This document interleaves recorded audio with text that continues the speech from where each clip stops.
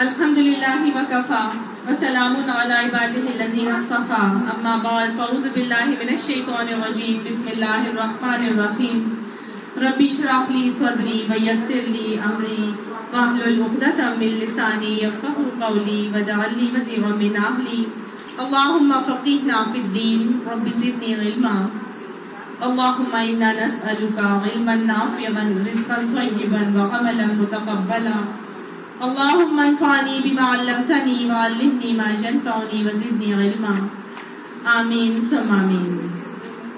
سورہ احزاب کی آیت نمبر 48 تک ہم نے پچھلی کلاس میں کیا تھا، آج آیت نمبر 49 سے کریں گے۔ اعوذ باللہ من الشیطان الرجیم۔ یا ایہا الذین آمنوا اذا نکحتم المؤمنات ثم طلقتموهن من قبل ان تمسوهن فما لكم عليهن من عدة تعتدونها فمتعوهن وسرحوهن سراحا جمیلا۔ اے لوگوں جو ایمان لائے ہو کیا کرو؟ ایمان والوں سے اللہ سبحانہ تعالیٰ مخاطب ہو کر فرما رہے ہیں کہ ایمان والوں تم کیا کرو کہ اذا نکحتم المؤمنات، جب تم مومن عورتوں سے نکاح کرو تو پھر کیا کرو؟ ثم طلقتموہن، پھر تم انہیں طلاق دے دو۔ مطلب نکاح کیا ہے لیکن تم نے ان کو نکاح کے بعد طلاق دے دی۔ تو طلاق کس وقت دی ہے؟ من قبل ان تمسوہن، اس سے پہلے کہ تم انہیں چھوتے یا ہاتھ لگاتے، یعنی ہاتھ لگانے سے پہلے ہی تم نے انہیں طلاق دے دی۔ تو گویا یہ ہاتھ لگانے سے مراد یہاں پر خاص طور سے مباشرت کا عمل ہے، صرف اور صرف چھونا اور لمس کا معاملہ کرنا نہیں ہے۔ تو خاص طور سے وہ معاملہ اگر تم نے ان سے کرے بغیر انہیں طلاق دے دی ہے تو پھر کیا معاملہ بتایا جا رہا ہے؟ فما لکم علیہن من عدۃ تعتدونہا، پھر ان کے اوپر تمہاری طرف سے کوئی عدت لازم نہیں ہے کہ جس کے پورے ہونے کا تم ان سے مطالبہ کر سکو۔ ظاہر ہے ہم یہ اچھی طرح سے پڑھ کے آ چکے ہیں سورہ بقرہ میں کہ عدت کیوں رکھی گئی اللہ سبحانہ تعالیٰ کی طرف سے، تاکہ اولاد کے ہونے کا پتہ چل جائے کہ عورت کو حمل تو نہیں ہے۔ تو اسی وجہ سے اگر مباشرت ہی نہیں ہوئی تو حمل کا تو کوئی سوال ہی پیدا نہیں ہوتا۔ تو لہٰذا اللہ سبحانہ تعالیٰ نے کیا بتایا کہ اگر تم نے کسی سے نکاح کیا ہے لیکن اس کے پاس جانے سے قبل تم اسے طلاق دے دیتے ہو تو پھر اس عورت کے اوپر کوئی عدت نہیں ہے، ٹھیک ہے؟ اور وہ شوہر کو بھی بتا دیا گیا کہ تم اس عدت کا مطالبہ بھی نہیں کر سکتے۔ لہٰذا تم اب کیا کرو؟ تم نے ان کو، ہم پیچھے پڑھ کے آ چکے ہیں کہ اگر مہر مقرر ہو چکا ہے تو آدھا مہر دینا ہوگا، ٹھیک ہے؟ اور اگر مہر مقرر نہیں ہوا ہے تو پھر بھی کیا کرو کہ انہیں کچھ مال دو اور بھلے طریقے سے رخصت کر دیا جائے، ٹھیک ہے؟ تو یہ مہر مقرر ہونے کی صورت میں اور نہ ہونے کی صورت میں، دونوں ہی صورتوں میں اگر نکاح ہو چکا ہے لیکن ابھی تعلق آپس کا تعلق جو ہے وہ قائم نہیں ہوا تو پھر اس عورت کے اوپر کوئی عدت لازم نہیں ہے، اور شوہر کے اوپر یہ ہے کہ وہ کیا کرے، وہ جو کچھ دیا ہے کچھ نہ کچھ دے کر اسے بھلے طریقے سے رخصت کر دے۔ طلاق کے احکامات ہم بہت ڈیٹیل سے پڑھ چکے ہیں، اس لیے میں دوبارہ اس میں نہیں جا رہی۔ اللہ سبحانہ تعالیٰ نے یہاں طلاق کا معاملہ کیوں رکھا؟ کیونکہ اللہ کے نبی کو یہ حکم دیا گیا تھا کہ آپ اپنی ازواج کو اختیار دے دیں کہ اگر وہ طلاق چاہتی ہیں تو پھر آپ انہیں بھلے طریقے سے رخصت کر دیں، ٹھیک ہے؟ تو اس وجہ سے، اور حضرت زید بن حارثہ کا طلاق کا معاملہ ہوا تو اس حوالے سے بھی طلاق کا تھوڑا سا اللہ تعالیٰ نے یہاں حکم ڈال دیا۔ یا ایھا النبی، اے نبی صلی اللہ علیہ وآلہ وسلم، انا احللنا لک ازواجک اللاتی آتیت اجورہن، اے نبی صلی اللہ علیہ وآلہ وسلم، ہم نے تمہارے لیے حلال کر دی ہیں تمہاری وہ بیویاں جن کے مہر تم نے ادا کیے ہیں۔ وما ملکت ایمینک، اور وہ بھی عورتیں حلال کر دی ہیں جو تمہارے ملک یمین میں آئیں، مما افاء اللہ علیک، جو تمہیں مال فے کی صورت میں تمہیں ملی ہوں، وبناتی عمک وبناتی عماتک وبناتی خالک وبناتی خالاتک اللاتی ہاجرن معک، اور اللہ تعالیٰ نے تمہارے لیے تمہاری لونڈیوں میں سے جو بھی تمہاری ملکیت میں آئیں ان کو تو حلال کیا، لیکن تمہاری چچا زاد، پھپھی زاد، ماموں زاد اور خالہ زاد بہنیں بھی جنہوں نے تمہارے ساتھ ہجرت کی ہے، اللہ سبحانہ تعالیٰ نے نبی صلی اللہ علیہ وآلہ وسلم کے لیے وہ خواتین بھی حلال کر دی۔ اللہ نے یہاں پہ حکم دیا ہے نبی صلی اللہ علیہ وآلہ وسلم کو کچھ شادیوں اور نکاح کے حوالے سے کہ میں نبی صلی اللہ علیہ وسلم کے لیے کن کن کو اللہ تعالیٰ کی طرف سے جائز اور حلال کیا گیا. ہم یہ بات اچھی طرح سے پڑھ چکے ہیں. پچھلی کلاس میں ہم دیکھ چکے تھے کہ جب حضرت زید بن حارثہ کی زوجہ کو جب زینب بنت جہش کو طلاق کا معاملہ کروایا گیا تو آپ صلی اللہ علیہ وسلم کو اللہ نے پہلے ہی بتا دیا تھا کہ ہم اس کا نکاح تم سے کروائیں گے اور زید اپنی بیوی کو چھوڑے گا. لیکن آپ صلی اللہ علیہ وسلم کی ہمت نہیں ہو رہی تھی. ان کو معلوم تھا کہ اعتراضات کی بوچھاڑ ہوگی, اہل کتاب کی طرف سے بھی ہوگی, مشرکین مکہ کی طرف سے ہوگی اور منافقین کی طرف سے بھی ہوگی, اور ہو سکتا ہے کہ مسلمانوں میں سے بھی کوئی اٹھ کے اس قسم کی بات کر دے. تو آپ صلی اللہ علیہ وسلم نے اس بارے میں ان کو منع کیا کہ ابھی وہ اپنی بیوی کو نہ چھوڑیں, جس کے بارے میں ہم بڑی ڈیٹیل سے پچھلی کلاس میں احکامات پڑھ چکے ہیں.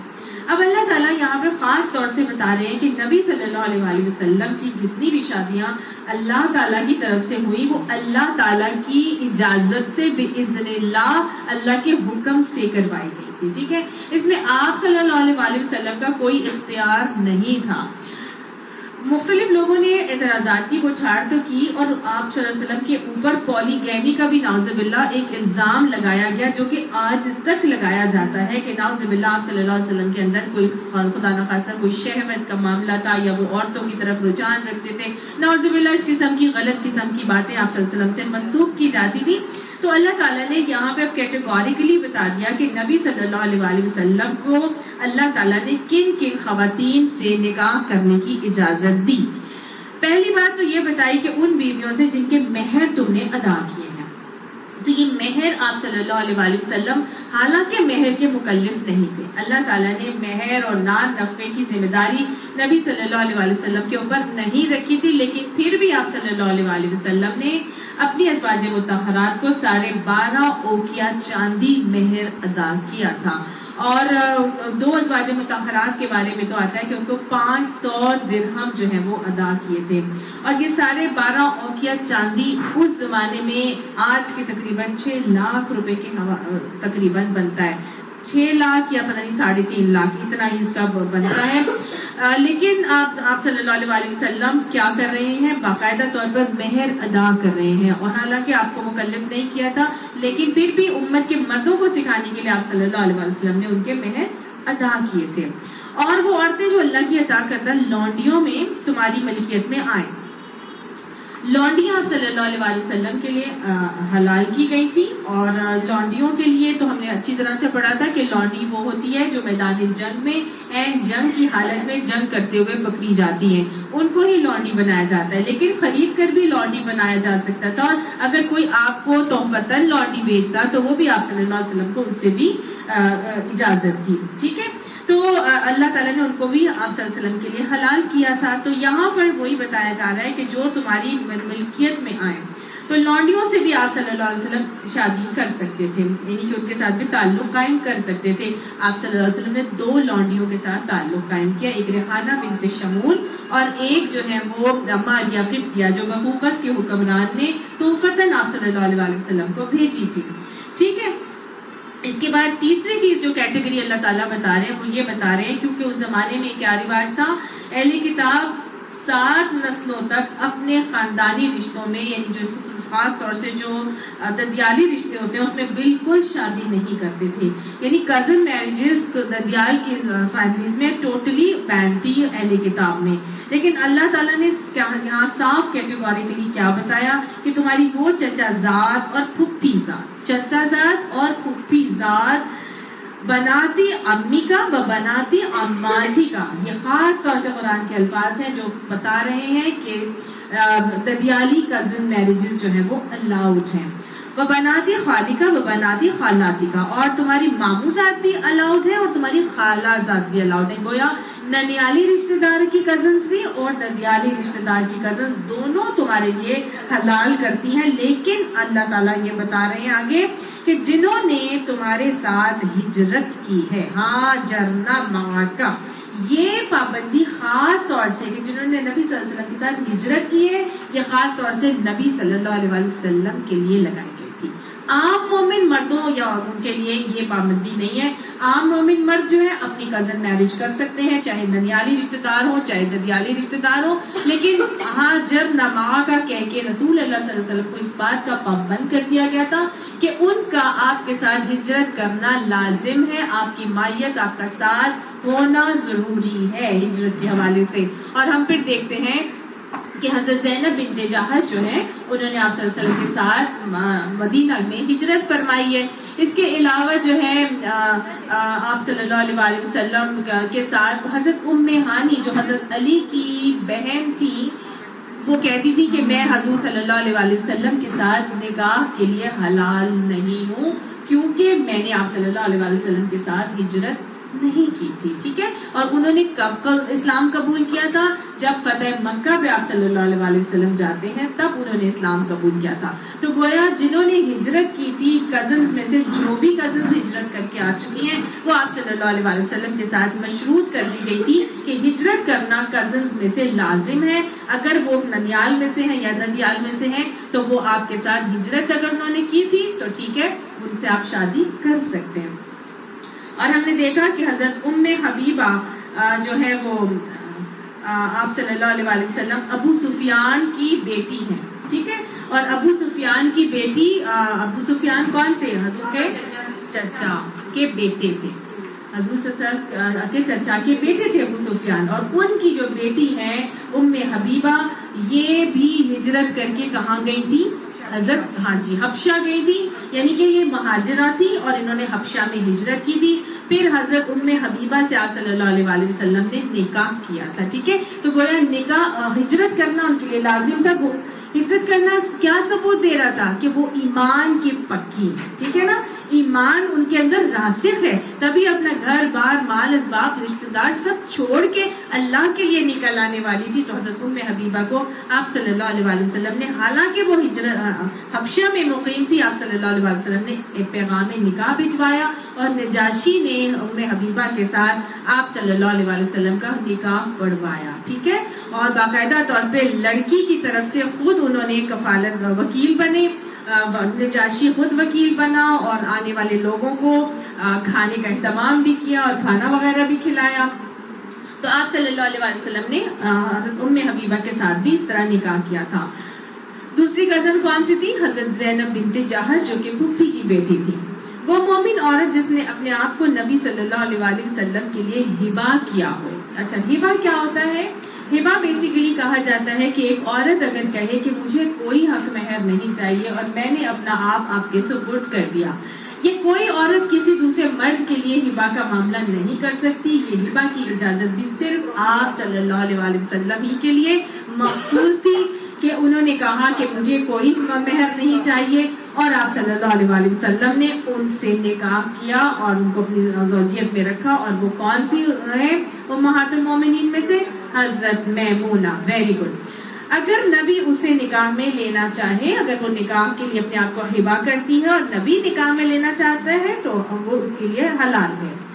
اللہ نے صاف فرما دیا خالصۃ لک من دون المؤمنین، یعنی یہ رعایت خالصتاً تمہارے لیے ہے اور دوسرے مومنوں کے لیے یہ رعایت نہیں ہے.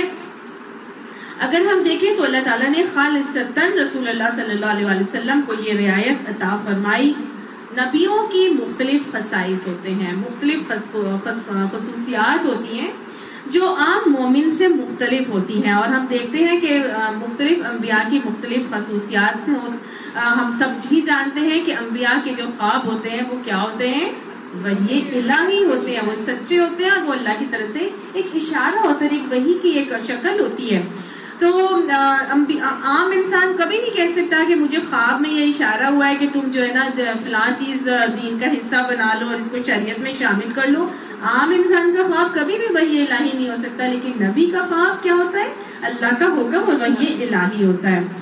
انبیاء کی وراثت جو ہوتی ہے وہ تقسیم نہیں ہوتی. انبیاء اپنی وراثت نہیں چھوڑ کے جاتے، ان کا جو بھی ورثہ ہوتا ہے اس کو تقسیم نہیں کیا جاتا اور وہ صدقہ کر دیا جاتا ہے. انبیاء کے جو جسم ہوتے ہیں ان کو مٹی نہیں کھاتی، ان کی جسموں کے اوپر مٹی حرام، ہر مٹی کے اوپر جسم حرام کر دیا گیا ہوتا ہے. اور وہ اپنی قبروں میں جو ہیں وہ بیسیکلی کیا ہے کہ قبروں میں تو جیسے بھی جس طرح سے وہ زندگی گزار رہے ہیں ان کو مردہ نہیں کہا جاتا، لیکن حضرت انس کے حوالے سے حدیث آتی ہے، آپ صلی اللہ علیہ وسلم نے فرمایا کہ سب پیغمبروں کا یہی حال ہے کہ ان کی آنکھیں سوتی ہیں اور دل نہیں سوتا۔ تو سارے ہی پیغمبروں کو اللہ تعالیٰ نے اس کیفیت سے بھی نوازا ہوتا کہ ان کی آنکھیں تو سوتی تھی لیکن ان کا دل جاگ رہا ہوتا تھا، وہ سوتا نہیں تھا۔ اور نبی جس مقام پر بھی فوت ہوتے تھے ان کو اسی مقام پر دفن کیا جاتا تھا۔ اس کے علاوہ انبیاء کے خصائص میں سے یہ بھی ہے کہ مرنے سے پہلے نبیوں کو اختیار دیا جاتا تھا کہ آپ دنیا پر میں رہنا چاہتے ہیں یا آخرت کو ترجیح دیتے ہیں۔ تو اسی طرح آپ صلی اللہ علیہ وسلم کو بھی یہ اختیار دیا گیا تھا۔ آپ صلی اللہ علیہ وسلم عائشہ کی یہ حدیث کا مفہوم آتا ہے کہ کوئی پیغمبر اس وقت تک نہیں مرتا جب تک کہ اس کو یہ اختیار نہیں دے دیا جاتا کہ وہ دنیا اختیار کرے یا پھر آخرت۔ اور بخاری میں ہی حضرت عائشہ کی ایک اور روایت آتی ہے، حدیث آپ نے فرمایا کہ انبیاء کو جنت میں ان کا ٹھکانہ ان کے مرنے سے پہلے دکھا دیا جاتا ہے، ان کو بتا دیا جاتا ہے۔ تو یہ تو کچھ انبیاء کی خصوصیات ہیں جو میں نے آپ کو بتائی، لیکن پیارے نبی صلی اللہ علیہ وسلم وہ تو امام الانبیاء، وہ تو انبیاء میں بھی جو ہے وہ سید الانبیاء ہیں۔ آپ صلی اللہ علیہ وسلم کے ساتھ مزید اللہ تعالیٰ نے کچھ اور فضیلتوں کا معاملہ کیا کہ آپ کی تعظیم میں کا درجہ اللہ سبحانہ تعالیٰ نے اتنا بلند کر دیا کہ قرآن میں ہی آتا ہے نا کہ وَرَفَعْنَا لَكَ ذِكْرَكَ، اور ہم نے آپ کے نام کو بلند کر دیا۔ یعنی جدھر بھی اذان اقامت کو پکارا جا رہا ہے اور جدھر بھی اللہ کا ذکر ہو رہا ہے اس کے ساتھ کس کا ذکر ہو رہا ہے؟ اللہ کے ذکر کے ساتھ رسول اللہ صلی اللہ علیہ وسلم کا ذکر ضرور ہی ہو رہا ہے۔ پھر یہ کہ اللہ سبحانہ تعالیٰ نے آپ صلی اللہ علیہ وسلم کے دین کو دنیا بھر میں پھیلانے کا جو ہے وہ خوشخبری سنائی۔ اللہ سبحانہ تعالیٰ نے آپ صلی اللہ علیہ وسلم کی شریعت کی حفاظت کا ذمہ لے لیا، باقی کسی شریعت کی حفاظت کا ذمہ نہیں لیا گیا۔ اس کے علاوہ اللہ سبحانہ تعالیٰ نے آخرت میں آپ صلی اللہ علیہ وسلم کو شفاعت کبریٰ کا اختیار دیا اور آپ صلی اللہ علیہ وسلم کو مقام محمود پر بھی فائز کیا۔ ٹھیک ہے، اس کے علاوہ جو ہے آپ صلی اللہ علیہ وسلم کی شریعت وہ واحد شریعت ہے جس کے اوپر قیامت تک عمل ہوتا رہے گا۔ یہ پوری کی پوری ہے کہ آخر میں سب کون ہوں گے؟ مسلمان ہی ہو جائیں گے۔ تو یہ تو کچھ فضیلت تعظیم کے حوالے سے اللہ تعالیٰ نے نبی صلی اللہ علیہ وسلم کو عطا فرمائی، لیکن جو یہاں پر آیات ہم پڑھ رہے ہیں اس کے حوالے سے ہم دیکھتے ہیں کہ چار بیویاں تو آپ صلی اللہ علیہ وسلم کی زوجیت میں پہلے سے ہی تھی، لیکن آپ صلی اللہ علیہ وسلم کو 4 سے زیادہ کا اختیار دے دیا گیا۔ ٹھیک ہے، اور آپ صلی اللہ علیہ وسلم نے 11 شادیاں کی اور 2 آپ صلی اللہ علیہ وسلم کی لونڈیاں تھی۔ ٹھیک ہے، تو گویا 13 کی تعداد تک آپ صلی اللہ علیہ وسلم پہنچے، اور یہ عام مومن کے لیے یہ لچک اور چھوٹ نہیں تھی۔ نہیں، صرف ایک بیوی سے، ابھی میں آتی ہوں اس بات پر بھی کہ صرف ایک ہی بیوی جو ہے حضرت خدیجہ الکبریٰ جو پہلی بیوی تھی انہی سے آپ صلی اللہ علیہ وسلم کی ساری اولاد ہوئی، اور اس کے علاوہ ایک لونڈی ماریہ قبطیہ سے ایک بیٹا ابراہیم پیدا ہوئے، لیکن وہ جو ہے وہ کم سنی میں ہی فوت ہو گئے تھے۔ ٹھیک ہے، باقی ساری اولادیں جو ہیں وہ کس سے آتی ہیں؟ حضرت خدیجہ الکبریٰ سے، جن میں سے بیٹوں کا انتقال ہو گیا تھا بچپن میں، اور بیٹیاں بھی جو ہیں وہ تینوں بیٹیاں زینب، کلثوم اور رقیہ، یہ تینوں آپ صلی اللہ علیہ وسلم کی زندگی میں ہی فوت ہو گئی تھی۔ صرف ایک بیٹی حضرت فاطمہ حیات رہی، وہ بھی 6 مہینے کے بعد دنیا سے رخصت ہو گئی تھی۔ ان میں سے 3 بیٹے تھے رسول اللہ صلی اللہ علیہ وسلم کے۔ ہاں جی، اچھا، آپ صلی اللہ علیہ وسلم کے اوپر تہجد کی نماز فرض تھی۔ عام مومنوں کے لیے تہجد کی نماز فرض نہیں ہے۔ آپ صلی اللہ علیہ وسلم وصل کا روزہ رکھتے تھے۔ وصل کہتے ہیں ایک روزہ رکھنے کے بعد بغیر افطار کیے دوسرا روزہ کنٹینیوسلی رکھ لینا، اور آپ صلی اللہ علیہ وسلم نے عام مومنوں کو اس طرح کا روزہ رکھنے سے منع فرمایا تھا۔ پھر آپ صلی اللہ علیہ وسلم نے فرمایا تھا کہ تمہیں کیا معلوم مطلب میں نے تمہیں کیوں منع کیا ہے؟ میری صورتحال تمہاری جیسی نہیں ہے، مجھے تو میرا رب کھلاتا بھی ہے اور پلاتا بھی ہے۔ تو گویا رسول اللہ صلی اللہ علیہ وسلم کے لیے وصلی روزہ رکھنے کی اجازت دی، عام مومنوں کو اس کی اجازت نہیں دی گئی۔ آپ صلی اللہ علیہ وسلم اسمیل والی چیزوں سے بالکل اجتناب کرتے تھے۔ ہلکی سی بھی کسی میں اسمیل آ رہی ہو تو آپ صلی اللہ علیہ وسلم اس چیز کو کھانا پسند نہیں کرتے تھے۔ تیز بدبو والی چیزیں، لہسن وغیرہ، پیاز، اس کو تو آپ صلی اللہ علیہ وسلم بالکل ہی پسند نہیں کرتے تھے، اور مومنوں کو بھی منع کیا کہ اگر کوئی شخص لہسن کھائے تو اس کو چاہیے کہ وہ مسجد میں نہ آئے۔ لیکن ہلکی سے بھی کسی چیز کے اندر اسمیل ہو یا خوشبو تو آپ صلی اللہ علیہ وسلم وہ نہیں کھانا کھاتے تھے، کیونکہ آپ صلی اللہ علیہ وسلم فرماتے تھے کہ میں نے تو فرشتوں سے سرگوشی میں باتیں کرنی ہوتی ہیں، تو اس لیے آپ صلی اللہ علیہ وسلم نہیں چاہتے تھے، بہت نفیس طبیعت کے تھے اور وہ نہیں چاہتے تھے کہ ان کے منہ سے ذرا سی بھی کوئی اسمیل آئے۔ آپ صلی اللہ علیہ وسلم نے عام مومنوں کو صدقہ کرنے کا حکم تو دیا، لیکن قرض اٹھا کر صدقہ کرنے سے روکا کہ آپ اگر صدقہ کرنا چاہتے ہیں تو جو آپ کے پاس مال ہے اس میں سے کر لیں، یہ نہیں ہے کہ میں نے کسی سے قرضہ لے لیا اور میں صدقہ کر دوں، لیکن رسول اللہ صلی اللہ علیہ وسلم کو یہ اجازت دی کہ آپ صلی اللہ علیہ وسلم قرض لے کے بھی صدقہ کر سکتے تھے، یہ اور کسی کو اجازت نہیں تھی، وہ اس لیے بھی تھی کہ مجھے اور آپ کے لیے نمونہ بن جائے اور پتہ چل جائے کہ کس کس طرح سے صدقہ کیا جا سکتا ہے۔ پھر آپ صلی اللہ علیہ وسلم کے نیک اور بد عمل پر دگنے اجر اور گناہ کا جو ہے وہ دیا گیا حکم۔ پھر آپ صلی اللہ علیہ وسلم اپنی جتنی بیویاں کر لی ہیں ان کو اب طلاق نہیں دے سکتے، ٹھیک ہے، یہ اس سے زیادہ بیویاں کر نہیں سکتے تھے، اور جو کر لی ہیں ان کو چھوڑ نہیں سکتے تھے۔ آپ صلی اللہ علیہ وسلم کی جو ازواج مطہرات ہیں ان کو بھی بعد میں آپ صلی اللہ علیہ وسلم کی دنیا سے جانے کے بعد نکاح کرنے کی اجازت نہیں دی گئی تھی، اور عین ممکن ہے، اس کے لیے جو مفسرین بتاتے ہیں وہ یہی ریزن ہے کہ نبی دنیا سے تو چلے جاتے ہیں لیکن اپنی قبروں میں وہ کیا ہوتے ہیں؟ زندہ ہوتے ہیں، تو ان کی حیثیت کچھ ایسی ہوتی ہے کہ جیسے ایک شخص اپنے گھر سے غائب ہو جائے اور وہ نہیں چاہتا ایک انسان کہ اس کی بیوی کسی اور کے نکاح میں جائے، تو رسول اللہ صلی اللہ علیہ وسلم کی اس خواہش کا بھی اللہ سبحانہ تعالیٰ نے احترام کیا اور ان کو کہا کہ ان کی بیویاں جو ہے وہ کسی اور کے نکاح میں نہیں جا سکتی۔ حضرت حذیفہ اپنی بیوی کو کہنے لگے کہ آپ اگر تم چاہتی ہو کہ تم جنت میں بھی میری بیوی رہو تو تم میرے بعد دوسری شادی مت کرنا۔ تو آپ صلی اللہ علیہ وسلم کی حدیث کا پھر انہوں نے حوالہ دیا کہ رسول اللہ صلی اللہ علیہ وسلم نے ایسے فرمایا اور بتایا ہے، مفہوم یہ ہے کہ وہ ایک شخص جو ہے نا اس کو جنت میں اس کی وہ بیوی ملے گی جو آخری بیوی تھی، یا اس عورت کو وہ شوہر ملے گا جو اس کا آخری شوہر، ٹھیک ہے، یعنی وہ اس کو اختیار دیا جائے گا۔ اور میں نے آپ کو پہلے بھی یہ بات پچھلی دفعہ بھی بتائی تھی نا کہ کچھ یہ جو نکاح کے معاملات ہوتے ہیں یہ اللہ کے حکم سے ہوتے ہیں، یہ طلاق بھی اللہ کے حکم سے ہوتی ہے۔ اللہ سبحانہ تعالیٰ نے وہ نکاح کر کے اس کو طلاق دلوانا اور پھر دوسری جگہ نکاح کروانا، اصل میں مقصود ہی یہ تھا کہ اس بندے اور بندی کے لیے یہ رشتہ نہیں بلکہ یہ مقدر ہے، اور اصل میں کروانا ہی اللہ نے وہ تھا، ٹھیک ہے، جو بعد میں ہوتا ہے، اسی لیے بعد والی جو ہے اس کو جنت میں دینے کا بتایا گیا اور وعدہ کیا گیا۔ رسول اللہ صلی اللہ علیہ وسلم کی ذات مبارکہ کے اوپر پالیگیمی کا بہت زیادہ اعتراض کیا جاتا ہے، آج تک کیا جاتا ہے کہ رسول اللہ صلی اللہ علیہ وسلم نے اتنی زیادہ شادیاں کیوں کی تھی۔ تو اس کی اگر ہم دیکھا جائے تو دیکھیں تو ایک تو ہم رسول اللہ صلی اللہ علیہ وسلم عام مومن مردوں کے جیسے تو ہے نہیں، اتنی میں نے آپ کو باتیں بتائیں۔ تو سارے نکاح جو ہم دیکھتے ہیں، پہلا نکاح وہ بھی اللہ کی مرضی سے ہوا، آخری نکاح وہ بھی اللہ کی مرضی سے ہوا، حضرت زینب بنت جہش کا نکاح وہ بھی اللہ کی مرضی سے ہوا۔ ایک انسیڈنٹ کو بتا کے اللہ تعالیٰ نے اپنی پوری سنت بتا دی، اپنی پورا ایک حکمت بتا دی اور اپنا ایک طریقہ بتا دیا کہ میری ہی اذن سے یہ فیصلے ہوتے ہیں، میری ہی اذن سے یہ بنتے ہیں اور میری ہی اذن سے یہ ٹوٹتے ہیں اور پھر بنتے ہیں۔ تو یہ سب چیزوں میں اللہ کا حکم ہوتا ہے، اللہ کا فیصلہ ہوتا ہے اور اللہ ہی کے فیصلے میں حکمت درکار ہوتی ہے۔ ہم دیکھیں تو رسول اللہ صلی اللہ علیہ وسلم کی ان 11 کی 11 شادیوں میں کیا حکمتیں درکار تھی۔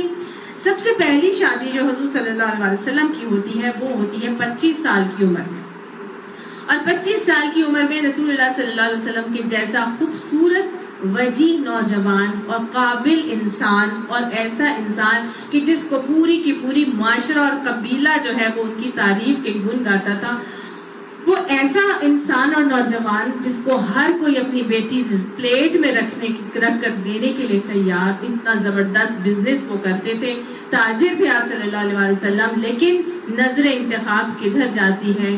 اپنے سے 15 سال بڑی خاتون کے اوپر، اور وہ بھی خاتون کی طرف سے رشتہ بھیجا جاتا ہے، اور رسول اللہ صلی اللہ علیہ وسلم اس کو خود کچھ نہیں کہتے میں اپنے چچا سے ابو طالب سے پوچھ کے بتاؤں گا، اور چچا ابو طالب فوراً سے ان کا نکاح پڑھانے کی حامی بھر لیتے ہیں.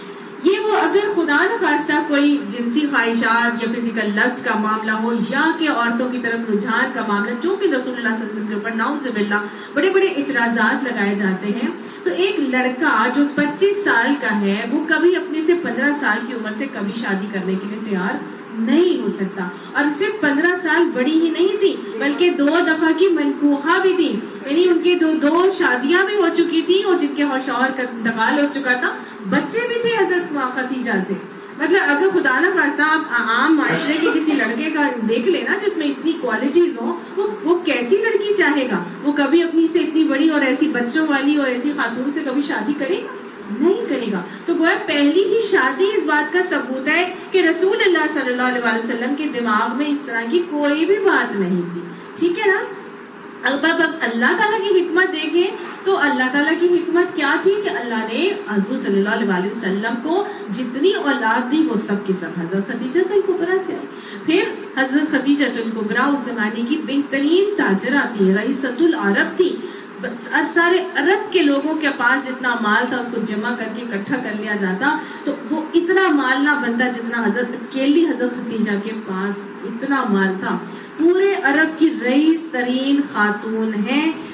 اللہ نے نبوت کا منصب حضور صلی اللہ علیہ وسلم کو عطا کرنا تھا اور اس منصب کو چلانے کے لیے مال بدرکار تھا. اس منصب کو چلانے کے لیے ایک سمجھدار رفیق حیات کی ضرورت تھی. سائیکولوجیکل سپورٹ فل ٹائم کی حضور صلی اللہ علیہ وسلم کو چاہیے تھی. اور ہم نے دیکھا کہ رسول اللہ صلی اللہ علیہ وسلم کا حضرت خدیجہ نے کتنا ساتھ دیا کہ ہمیشہ حضور صلی اللہ علیہ وسلم حضرت خدیجہ کو یاد کرتے رہے اور کبھی نہ بھولے. اور ان کو حضرت عائشہ کبھی کبھی جل جاتی تھی تو حضور صلی اللہ علیہ وسلم ان کو ٹوکتے تھے اور کہتے تھے کہ جو مقام ان کا میرے دل میں ہے وہ کوئی بھی نہیں لے سکتا. اور یہ وہ خاتون ہے کہ جن کو حضرت جبرائیل علیہ السلام سلام پہنچاتے ہیں اللہ کا. تو ایسے ایسے درجوں پر یہ فائز ایسے حضور صلی اللہ علیہ وسلم کی جو پہلی زوجہ حضرت خدیجہ الکبریٰ، اس کے بعد جب ان کا انتقال ہوا عام الحزن، اور اب وہ وقت ہے کہ جب نبوت کا 10واں سال آ چکا ہے. شعیب ابو طالب کے محاصرے کے بعد جو ہے حضرت ابو طالب کا بھی انتقال ہوتا ہے اور حضرت خدیجہ الکبریٰ کا بھی انتقال. 2 عظیم ہستیاں جن کی بڑی سپورٹ تھی آپ صلی اللہ علیہ وسلم کے ساتھ دنیا سے چلی جاتی ہیں. اب گھر میں 4 بیٹیاں موجود ہیں. حضور صلی اللہ علیہ وسلم کی جوان جہان 3 بیٹیاں بڑی بڑی موجود ہیں اور ایک چھوٹی حضرت عائشہ بھی موجود ہے. اب ان کو ایک سمجھدار خاتون کی ضرورت ہے، ایک ماں کی شفقت کا سایہ ان کو چاہیے. تو نبی صلی اللہ علیہ وسلم نے تو نبوت کا کام کرنا ہے. آپ صلی اللہ علیہ وسلم تو اٹھے طائف جانے کے لیے تیار ہے، پیچھے بچیوں کو کس کے پاس چھوڑ کے جائیں؟ تو لہٰذا شادی کرتے ہیں ایک ادھیڑ عمر کی خاتون حضرت سودا کے ساتھ. وہ اتنی بڑی تھی عمر کی کہ انہوں نے اپنی باری جو تھی وہ حضرت عائشہ کو ہبہ کر دی تھی کہ میری باری جو ہے وہ مجھے چھوڑ دے، آپ عائشہ کے پاس چلے جائے کریں میری باری والے دن.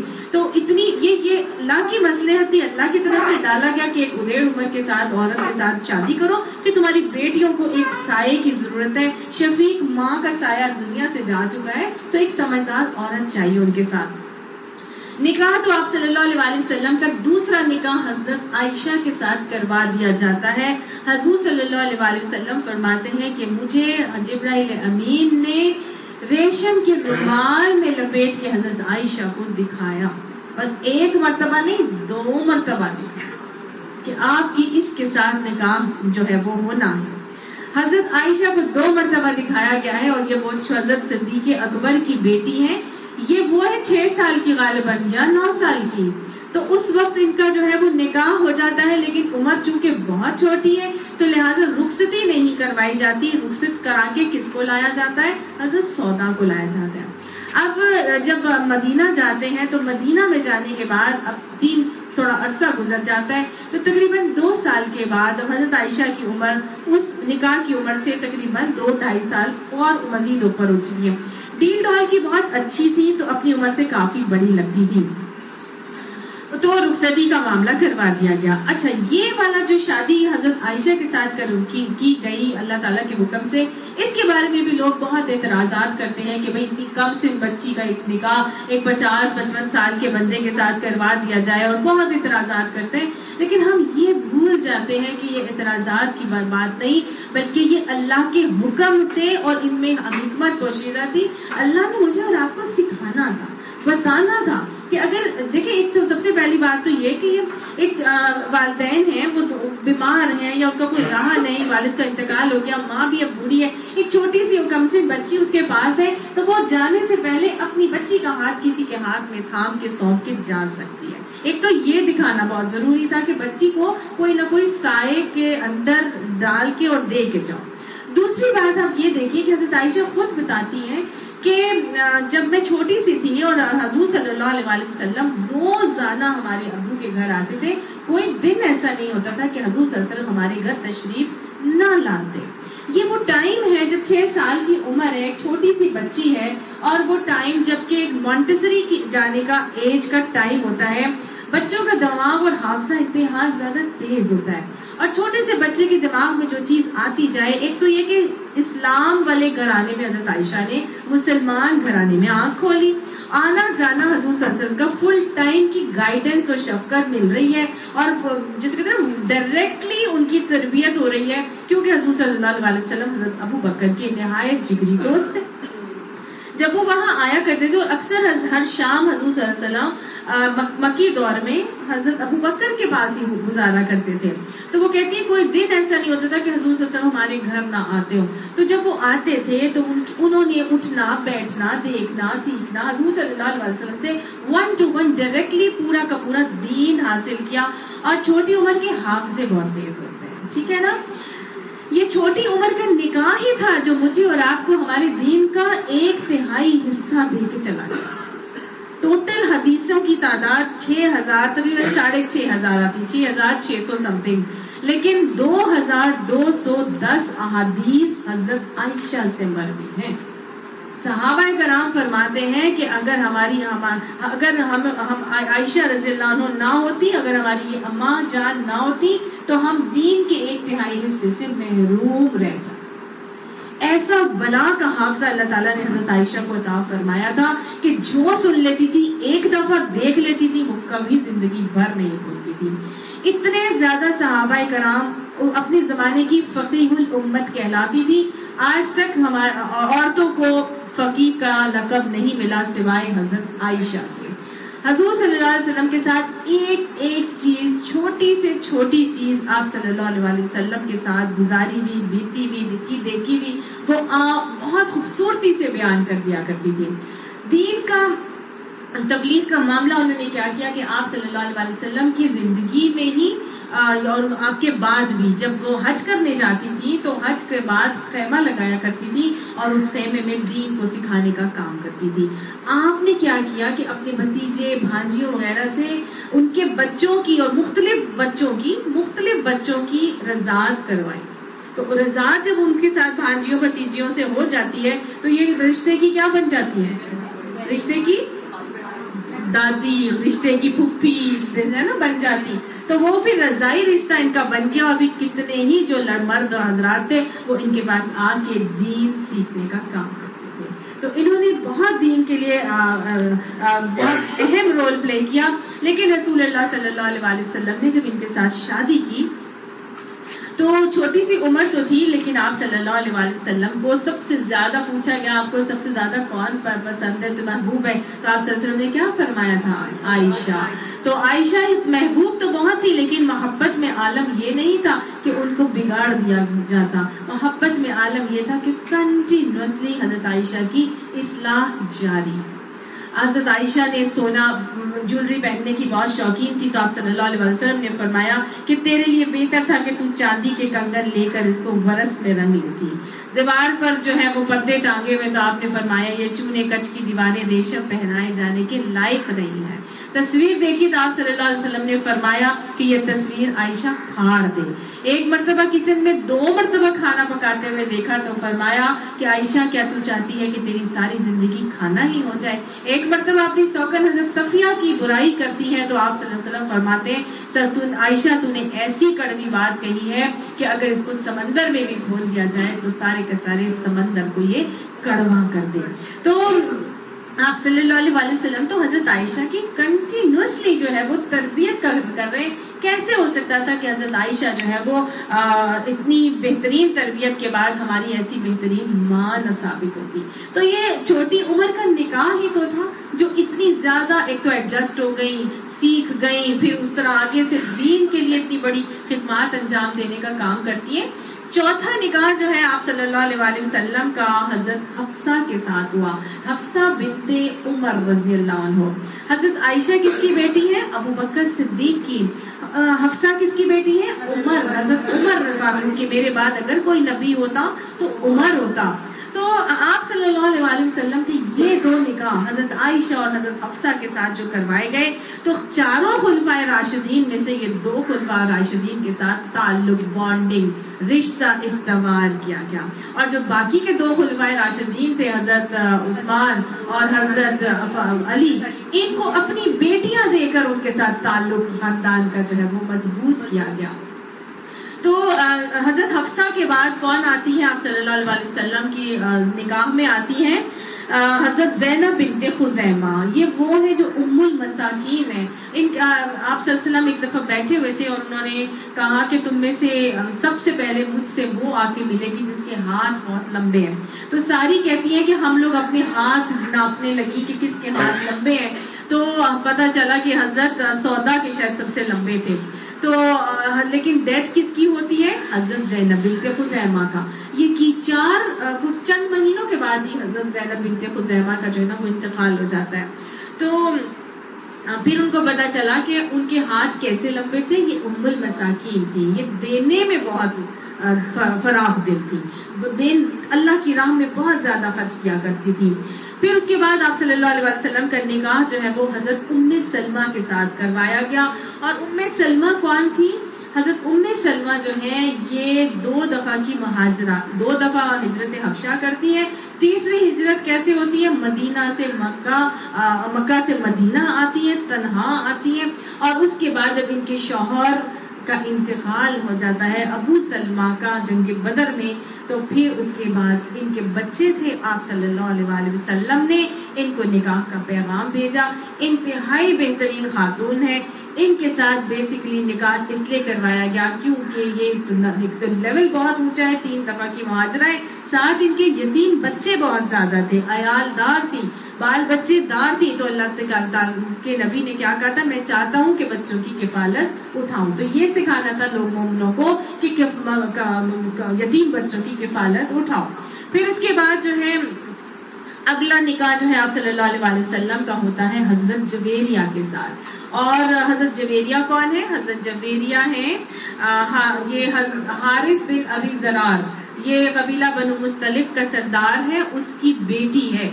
تو حضرت جویریہ, اب آپ صلی اللہ علیہ وسلم کے 2 نکاح جو ہیں, اور ام حبیبہ کا نکاح, حضرت جویریہ کا, اور تیسرا حضرت صفیہ کا. حضرت صفیہ بھی ہے, وہ حیی بن اخطب کی بیٹی ہے, اور حیی بن اخطب جو ہے وہ بنو نذیر کا سردار تھا جو کہ خیبر میں رہتے تھے. ٹھیک ہے نا. تو ان کی بیٹیوں سے آپ صلی اللہ علیہ وسلم کے یہ 3 نکاح ہوتے ہیں, اور یہ تینوں نکاح دوستی اور دشمنی کو ختم کرنے کے لیے اور دوستی کو بڑھانے کے لیے ہوتے ہیں. اس زمانے کا رواج یہ تھا کہ لوگ داماد کے آگے بول نہیں سکتے تھے, داماد کے آگے جھک جاتے تھے. داماد کے اوپر آج بھی ہمارے معاشرے کا بھی ایسے ہی کچھ رواج ہے, تو اس زمانے میں بھی ایسا ہی تھا. تو جب حضور صلی اللہ علیہ وسلم نے حضرت جویریہ جو کہ حارث بن ابی ضرار کی بیٹی تھی, قبیلہ بنو مستلق کے سردار, جب ان کی بیٹی اس کے نکاح میں آتی ہے تو حارث بن ابی ضرار کی دشمنی خود کم ہو گئی. ابو سفیان کی بیٹی ام حبیبہ سے جب شادی ہوتی ہے تو ابو سفیان کے کندھے جھک گئے.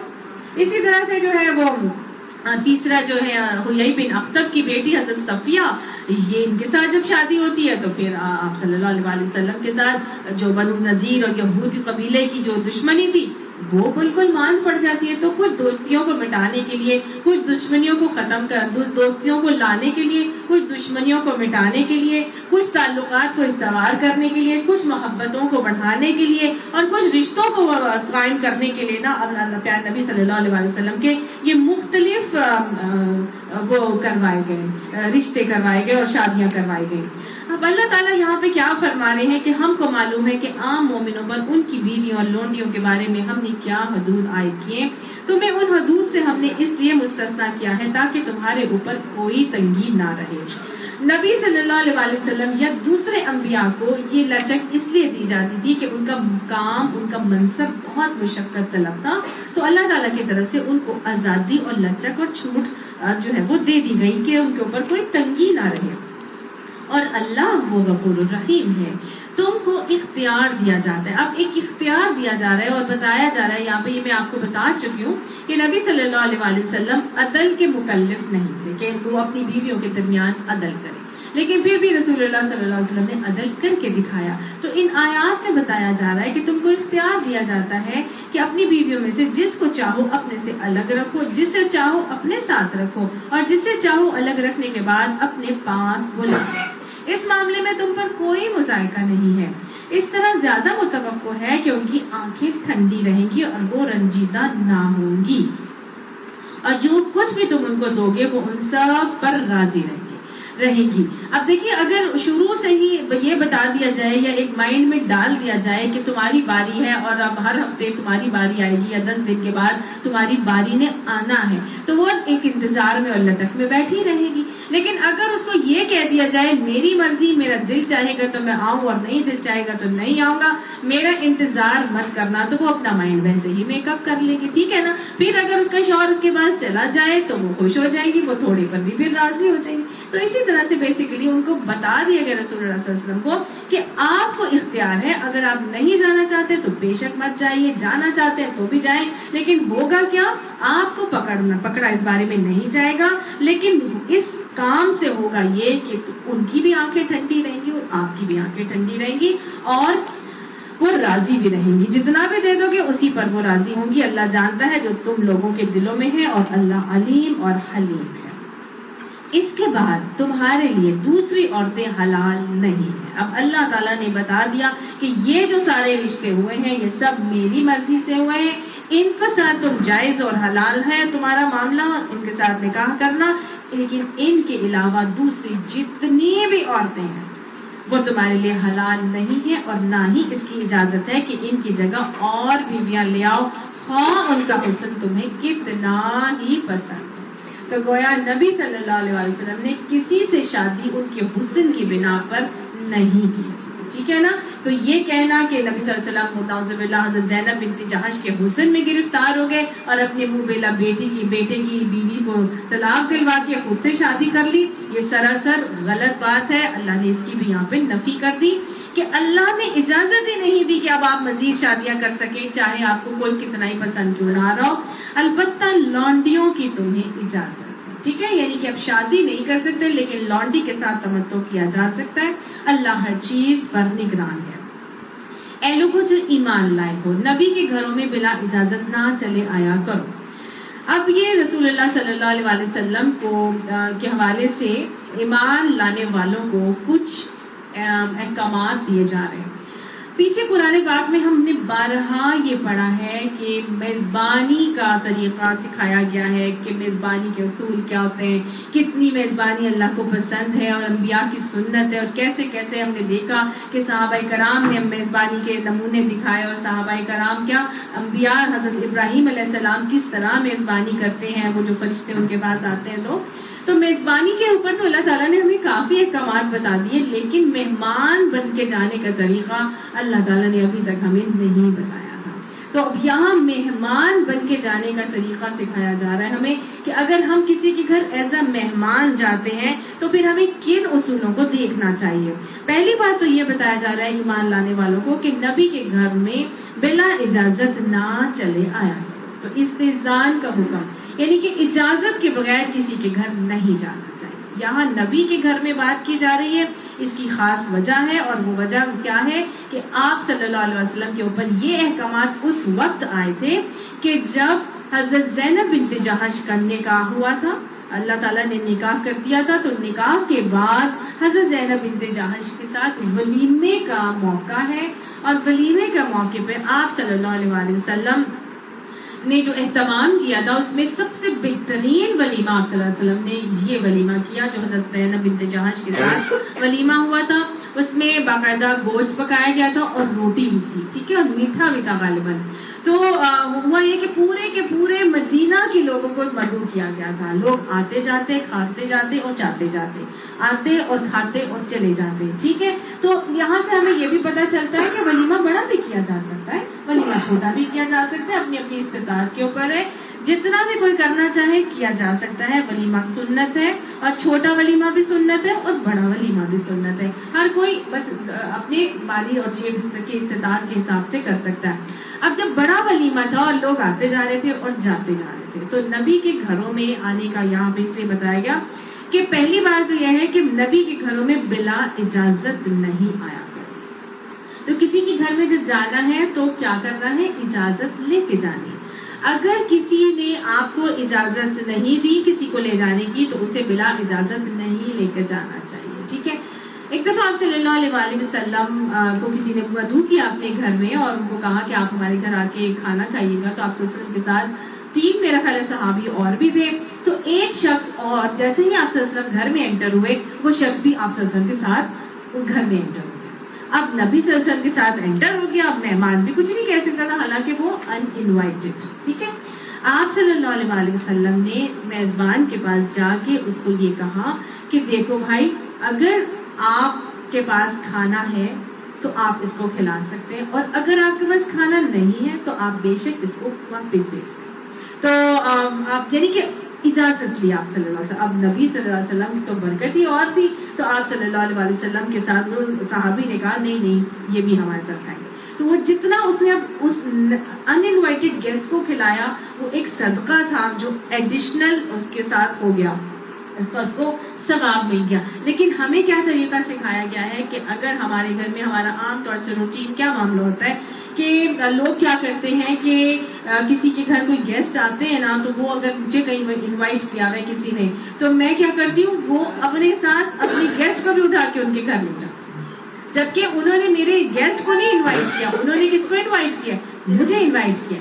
تو اگر انہوں نے میرے گیسٹ کو نہیں انوائٹ کیا اور میں اپنے گیسٹ کو نہیں چھوڑ سکتی تو مجھے کیا ضرورت ہے کہ میں پھر ان کو فون کروں یا میں ان سے پوچھوں کہ بھئی میرے گھر میں اس طرح سے ایک ایڈیشنل بندہ ہے جس کو میں چھوڑ کے نہیں آ سکتی، تو اگر آپ کی اجازت ہو تو میں انہیں بھی لے آؤں، ٹھیک ہے۔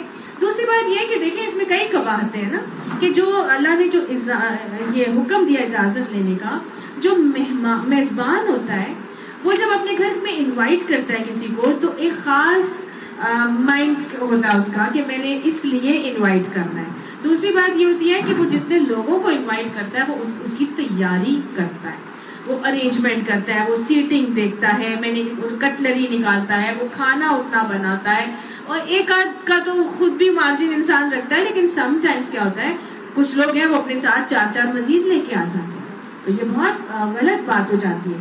دوسری بات ایک اور یہ بھی کہ جیسے سپوز کسی نے بڑوں کو بلایا صرف کہ خاندان کے صرف بڑے بڑے آنے، ہم نے کوئی اہم موضوع پہ بات کرنی ہے، اب میری بہن یہ کہے کہ کوئی بات نہیں بہن کا گھر ہے، آ جاؤ بچے تو تم بھی چلو، کچھ نہیں ہوتا، کوئی فرق نہیں پڑتا، تو وہ میری بہن 2 بچوں کو لے کے اپنے ساتھ میرے آ جائے گھر، اور وہاں پر آئی بھی اور میری نند بھی، تو میری نند کو تو غصہ آئے گا نا کہ دیکھو اپنی بہن کو تو بچوں سمیت بلا لیا، تو میرے بچے اس کو کھاتے تھے، ہے نا، تو اس پر رشتے بھی خراب ہو سکتے ہیں۔ تو انسان کو بھی اس بات کو ابائڈ کرنا چاہیے، اس کا خیال رکھنا چاہیے کہ جتنے لوگوں کو بلایا ہے، جتنا بلایا ہے اور جس طرح کا ہمیں انویٹیشن آیا ہے ہم اسی کو فالو کر کے چلیں۔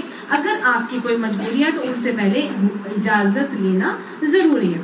تو بلا اجازت منع کر دیا گیا۔ اب کچھ لوگ یہ بھی کرتے ہیں کہ جی ہمارے گھر مہمان آئے تو خود تو چل ہی رہے ہیں اور چلو جی چلو ہم فلاں کے گھر چلتے ہیں، اور اپنے گھر کھلانے پلانے کے بجائے وہ کیا کرتے ہیں دوسروں کے گھر لے جاتے ہیں اور وہاں جا کے دوسروں کے اوپر بوجھ بنا کے بٹھا دیتے ہیں۔ تو یہ بھی ایک بہت غلط طریقہ ہے۔ مہمان تو اللہ کی رحمت ہوتے ہیں، تو ایک تو یہ کہ بلا اجازت نہیں جانا، اور نہ ہی کھانے کا وقت ताकते रहो। दूसरी चीज ये सिखाई जा रही है कि अगर किसी के घर जाते भी हो ना, किसी के मेहमान को तुमने किसी के घर लेके भी जाना है ना, तो एन खाने के वक्त मत जाना। समझ आई?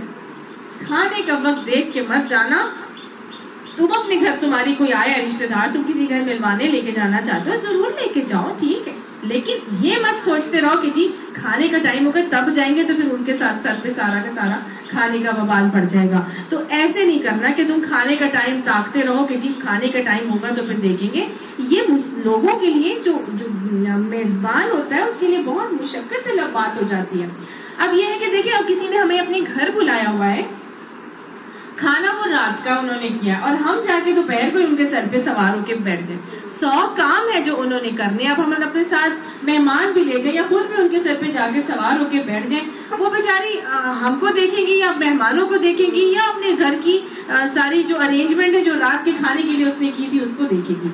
तो क्या करना है, एंड उस टाइम पर जाना चाहिए जो आपको टाइम दिया गया है। हाँ, अगर आप उसके साथ हेल्प कराने की नियत से जाते हैं और आप चाहते हैं और उसके पहले इजाजत उसके भी लेके मैं तुम्हारे साथ मदद कराने आ जाऊं, समटाइम्स लोग कहते हैं कि नहीं कोई जरूरत नहीं है, हमारा सारा काम हो जाएगा, उल्टा कोई आएगा तो ऐनी खाम का मुसीबत का मामला हो जाएगा। तो इसलिए बेहतर है क्या कि आप अपने घर में ही रहें, आप एंड टाइम पे आएगा मेरा सारा काम हो जाएगा।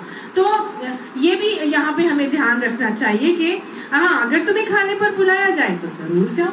अब ये भी यहाँ पे मुसलमान का मुसलमान पर 5 हकूक है ना, और उन 5 हकूक में क्या है, एक ये है कि जब मोमिन आपको दावत देता है तो उसकी दावत को कबूल करो, छींक आए तो छींक का जवाब दो, सलाम कहे तो सलाम का जवाब दो, और उसकी इयादत करो, और जब वफात हो जाए तो उसके जनाजे में शिरकत करो। तो ये 5 हकूक है जो मोमिन के ऊपर है। तो लिहाजा अब अगली बात बताई जा रही है कि अगर वो तुम्हें खाने पर बुलाता है तो तुम क्या करो, फिर जरूर जाओ, ठीक है ना।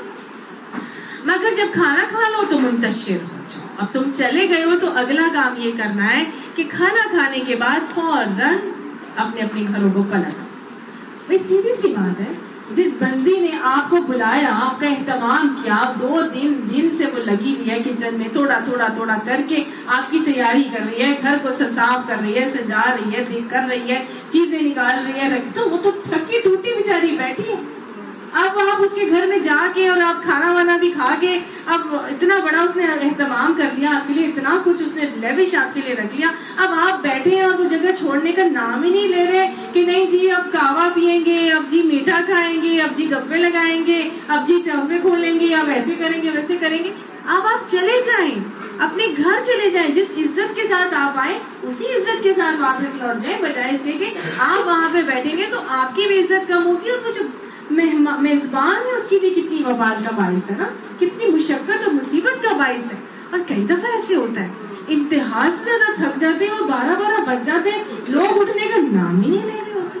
भाई सोना भी है, सुबह की नमाज भी पढ़नी है, सब कुछ तो हो गया, खा लिया, आप चले जाए, तो नहीं समझते लोग। लेकिन हमारे दीन का क्या हुक्म हमें सिखाया जा रहा है कि क्या करो, जब खाना खा लो तो मुंतशिर हो जाओ, बातें करने में ना लगे रहा। साफ अल्लाह ताला ने कह दियो कि वला मुस्तनिसीन अली हदीस की बातें करने में मत लगे रहा करो, तुम्हारी ये हरकतें नबी सल्लल्लाहु अलैहि वसल्लम को तकलीफ देती हैं, मगर वो शर्म की वजह से कुछ नहीं कहते, और अल्लाह हक बात कहने में नहीं शर्म आता। अब कि नबी सल्लल्लाहु अलैहि वसल्लम कहाँ से आ गए कि वो तुम्हारी ये बातें तो नबी को तकलीफ देती हैं। दरअसल हुआ ये था कि नबी सल्लल्लाहु अलैहि वसल्लम का जो वलीमा है हजरत ज़ैनब बिन्त जहश के साथ, तो उस जमाने में तो हुजरे और हुजरों में आते थे, खाया और चले गए। तो 3-4 सहाबी जो है ना वो बैठे हुए थे। हजरत ज़ैनब बिन्त जहश अपना मुंह जो है, अपना रुख दीवार की तरफ किए बैठी थी। हजूर सल्लल्लाहु अलैहि वसल्लम की नई शादी हुई है, उन्होंने अपनी बीवी के पास जाना है। अब वो बैठे हैं सहाबाए कराम और उठने का नाम ही नहीं ले रहे, बातों में लगे हैं, बैठे। नबी सल्लल्लाहु अलैहि वसल्लम को तकलीफ हो रही थी कि वो जा क्यों नहीं रहे, लेकिन आप सल्लल्लाहु अलैहि वसल्लम शर्म के मारे मुंह से कुछ नहीं कहते। कोई भी मेजबान मेरा ख्याल है अपने मेजबान को ये नहीं कहता बस आप जाएं, तो नबी कैसे कह सकते थे। आप सल्लल्लाहु अलैहि वसल्लम हजरत आयशा के हुजरे में गए। हजरत आयशा ने पूछा कि आपने कैसा पाया ज़ैनब को। आप सल्लल्लाहु अलैहि वसल्लम तो कहीं नहीं थे, खामोश रहे, वहां से वापस निकल आए। इससे आप सल्लल्लाहु अलैहि वसल्लम दूसरी ज़ौजा के हुजरे में गए। ایک ایک کر کے ساری ازواج مطہرات کے حجروں میں ہو کر آپ صلی اللہ علیہ وسلم واپس آئے وہاں پہ، تو وہ صحابہ کرام ابھی بھی بیٹھے تھے اور اب آپ سے پھر ان کو فیل ہو گیا کہ کام خراب ہے تو ہمیں جو ہے نا چلے جانا چاہیے. آپ صلی اللہ علیہ وآلہ وسلم پھر حضرت عائشہ کے حجرے میں گئے اور نکلے ہی نا تو یہ آیات نازل ہو گئی کہ اللہ حق بات کہنے میں نہیں شرماتا. نبی کی بیویوں سے اگر تمہیں کچھ مانگنا ہو تو پردے کے پیچھے سے مانگا کرو. وَإِذَا سَأَلْتُمْ مَتَاعًا فَاسْأَلُوهُنَّ مِنْ وَرَاءِ حِجَابٍ ذَلِكُمْ أَطْهَرُ لِقُلُوبِكُمْ وَقُلُوبِهِنَّ. یہ تمہارے اور ان کے دلوں کی پاکیزگی کے لیے بہت ضروری ہے کیا کہ تمہیں نبی کی بیویوں سے اگر کچھ مانگنا ہو تو پردے کے پیچھے سے مانگا کرو. حضور صلی اللہ علیہ وآلہ وسلم جب وہ لوگ اٹھ کے چلے گئے صحابہ کرام تو آپ صلی اللہ علیہ وسلم حضرت زینب کے پاس جا رہے تھے. اب حضرت انس بتاتے ہیں کہ میں اس وقت یہاں موجود تھا اور جس وقت یہ آیت نازل ہوئی. اس آیت کو آیت حجاب بھی کہتے ہیں. یہ آیت جب نازل ہوئی تو رسول اللہ صلی اللہ علیہ وسلم کا ایک پاؤں دہلیز کے اندر تھا اور ایک پاؤں باہر تھا. یہ دہلیز ہے جو یہ چوکھٹ سی بنی ہوئی ہے، ٹھیک ہے، اس میں کوئی دروازہ نہیں ہے. اس زمانے میں اس طرح کی بس ایک دہلیز ہوتی تھی، کوئی دروازہ، آڑ کیواڑ، پردہ، رکاوٹ کچھ نہیں ہوتا تھا. حضور صلی اللہ علیہ وسلم کا ایک پاؤں اندر ایک پاؤں باہر، یہ وحی نازل ہوئی. آپ صلی اللہ علیہ وسلم وحی کی کیفیت میں چلے گئے. جب آپ صلی اللہ علیہ وسلم کیفیت سے اٹھے تو یہ آ چکا تھا. کیا کرو؟ کسی فَاسْأَلُوهُنَّ مِنْ وَرَاءِ حِجَابٍ، کسی نبی کی بیوی سے اگر تمہیں کچھ مانگنا ہو تو حجاب، آڑ، پردے کے پیچھے سے مانگو گے. کوئی نبی کے گھر میں اب ایسے نہیں جا سکتا. کوئی نبی کی بیوی کے حجرے میں اب ایسے دھڑا دھڑ نہیں گھس سکتا. اس زمانے میں کیا معاملات تھے؟ کوئی کواڑ نہیں تھا، پردے دروازے نہیں تھے، کچھ نہیں تھا. اندر دندراتے ہوئے اندر چلے جاتے تھے. حضرت انس بھی جاتے تھے، حضرت زید بھی جاتے تھے. ہر کوئی ایک دوسرے کے کمروں میں ایسے ہی چلا جاتا تھا. تو جب یہ حکم آیا تو آپ صلی اللہ علیہ وآلہ وسلم نے فوراً پردہ منگوایا، ایک کپڑا منگوایا اور ایک پردے کو باندھ دیا. اس پردے کو باندھ دیا کہ اب انس اندر نہیں جا سکتا. اگر زینب سے کچھ مانگنا ہے تو اس پردے کے پیچھے سے آواز دے کر ہی مانگو گے. وہ باہر نہیں آئیں گی، تم اندر نہیں جاؤ. صحیح حکم آ رہا ہے فَاسْأَلُوهُنَّ مِنْ وَرَاءِ حِجَابٍ، بس سوال کرو ان سے حجاب کے پیچھے سے. حجاب کس کو کہتے ہیں؟ پردے کو، آڑ کو، رکاوٹ کو، ایک بیریئر کو، ایک آبسٹرکشن کو. یہ ایک دیوار بھی ہو سکتی ہے، یہ ایک گتا بھی ہو سکتا ہے، یہ ایک کپڑا بھی ہو سکتا ہے، یہ ایک پلاسٹک بھی ہو سکتا ہے، یہ کچھ بھی ہو سکتا ہے جو دو لوگوں کو آپس میں سیپریٹ کرے، ایک آڑ ہو جائے. اور اس کے بعد ہم دیکھتے ہیں کہ ازواج مطہرات کا نمونہ کیا تھا. کبھی بھی انہوں نے اگر کچھ بات کرنی ہوتی تھی تو وہ اندر سے ہی پردے کے پیچھے سے بات کرتی تھی. کبھی بھی وہ باہر نکل کے نہیں آتی تھی. اور پھر قرنا فی بیوتکن کا حکم تو بعد میں آیا. پہلے تو یہ حضرت زینب بنت جہش کی شادی ہوئی ہے. 5 ہجری کا وقت ہے، جنگ احزاب کے بعد 5 ہجری میں یہ پردے کا حکم سب سے پہلا حکم ہے جو کہ آتا ہے کس طرح سے معاملات کرنے. اب یہ جب معاملہ ہوا ان کا ساتھ، جب اللہ تعالیٰ نے جب حکم دیا تو وہ کہتے ہیں کہ ہر گھر کے اندر پردے ٹنگ گئے. حضرت عائشہ بتاتی ہیں کہ مومنوں کے ہر گھر کے اوپر پھر پردے لٹک گئے. اور پھر اس کے بعد جو خواتین اسلام تھی ان کے ساتھ بھی معاملہ بالکل اسی طرح ہوا کہ جب اگلی آیات آتی ہیں. وجہ کیا دی جا رہی ہے؟ کیا وجہ بتائی جا رہی ہے کیوں وہ حجاب اور آڑ کے پیچھے سے مانگیں گی؟ ذالکم اطہر لقلوبکم وقلوبہن، یہ زیادہ پاکیزہ ہے تمہارے دلوں کے لیے بھی اور ان مومنات یعنی جو ازواج مطہرات ہیں ان کے دلوں کے لیے بھی اس پاکیزگی کے لیے یہ زیادہ بہتر بات ہے. کن کے دلوں کی پاکیزگی کے لیے یہ بہتر ہے کہ وہ آڑ اور حجاب اور رکاوٹ کے ساتھ کسی نامحرم سے انٹریکٹ کریں گی؟ یہ ازواج مطہرات کو حکم دیا جا رہا ہے نا. ازواج مطہرات یہ جو آیت کو شروع ہوئی ہے کیسے ہوئی تھی؟ لا تدخلوا بیوت النبی، نبی کے گھروں میں مت آیا کرو، ہے نا. اور فاسألوہن یعنی اگر تم نے سوال کرنا ہو کسی بھی چیز کا تو پھر آڑ کے پیچھے، یعنی نبی کے گھروں میں جاؤ گے تو وہاں کون ہوگا؟ नबी की बीवियां होंगी। तो सहाबा कराम को हुक्म दिया गया कि जब तुम उनके घरों में जाओगे तो उन औरतों से जो तुम्हारी उम्महात हैं उनके साथ जब तुमने बात करनी है, कुछ पूछना है, कुछ मांगना है, तो एक बैरियर, एक आड़ के साथ करना है। ये कौन मांग रहे हैं, कौन जाके बातें करते हैं? सहाबाए कराम। क्या टाइटल है सहाबाए कराम का? रज़ियल्लाहु अन्हुम व रज़ू अन्हु। अल्लाह उनसे राजी व वो अल्लाह से राजी। हजूर के बाद सबसे बेहतरीन लोग कौन आए? सहाबाए कराम। असहाबी का नजूम, मेरे सहाबा सितारों के, उनके दिलों की पाकीज़गी के लिए ये हुक्म दिया जा रहा है। उन्होंने किससे बात करनी है? उम्महातुल मोमिनीन से, जो उम्मत की माएँ हैं, रोल मॉडल्स हैं मेरे और आपके लिए, उनके दिलों की पाकीज़गी के लिए। ये सहाबाए कराम के दिलों की पाकीज़गी, जिनसे ज्यादा पाकीज़ा दिल किसी के नहीं। वो उम्महातुल मोमिनीन, जिनके ज्यादा पाकीज़ा दिल किसी के नहीं। तो मेरे और आपके दिलों की पाकीज़गी के लिए क्या ये हुक्म जरूरी नहीं? आज जबकि लोग कहते हैं कि ये उनके लिए हुक्म आया, ये आज हमारे लिए हुक्म नहीं है कि हम भी कोई हिजाब और आड़ और रुकावट रख के किसी गैर महरम से इंटरेक्ट कर रहे हैं तो हम बात करें और हमारे आगे नकाब या रुकावट और आड़ होनी चाहिए। उनके लिए है, उनके दिलों की पाकीज़गी के लिए है। और आज जो हमारे माशरे और मीडिया का हाल है, जिसकी वजह से हर चीज का इतना ज्यादा एक्सपोजर है कि आज हमारी हया को संभालना हमारे लिए मुश्किल हो गया है। आज हमारे बच्चों के ईमान को बचाकर रखना हमारे लिए मुश्किल हो गया है। तो क्या हमारे बच्चों की, हमारी बेटियों की और हमारे बेटों की दिलों की पाकीज़गी के लिए ये नुस्खा नहीं होगा? ये नुस्खा हम सब के लिए। बस अन्ना तो फकून, बस कहाँ बहकाए चले जा रहे हो। शैतान दिलों में डालता है बातें कि ये उनके लिए हुक्म था, मेरे और आपके लिए हुक्म नहीं है। उनके लिए हुक्म था जो इतने इतने पाकीज़ा लोग थे, तो क्या मेरे आपके लिए हुक्म नहीं हो सकता? अभी तक हम जितने भी चीजें पढ़ते आ रहे हैं, हर जगह मुखातिब वही है, लेकिन हुक्म मुझे और आपको दिया जा रहा है इनडायरेक्टली। अल्लाह ताला आगे फरमाते हैं, वमा काना लकुम, और नहीं है वास्ते तुम्हारे, अंतुज़ु रसूलल्लाह, ये कि तुम रसूल अल्लाह सल्लल्लाहु अलैहि वसल्लम को ईज़ा दो। यानी रसूल अल्लाह सल्लल्लाहु अलैहि वसल्लम को अज़ियत कैसे दी जाती है कि आप सल्लल्लाहु अलैहि वसल्लम की वफात का दर्जा, जैसे ये कह के कि जी अब वो तो हुआ ही नहीं और आप सल्लल्लाहु अलैहि वसल्लम फौत ही नहीं हुए और आप जाके उम्महातुल मोमिनीन के साथ कोई शादी वाला मामला कर लें। आपको मना कर दिया गया कि उम्महातुल मोमिनीन से कोई शादी नहीं करेगा, और अगर कोई इस तरह की बात सोचता है तो गोया वो रसूल सल्लल्लाहु अलैहि वसल्लम को इज़ा देता है, सीधी बात।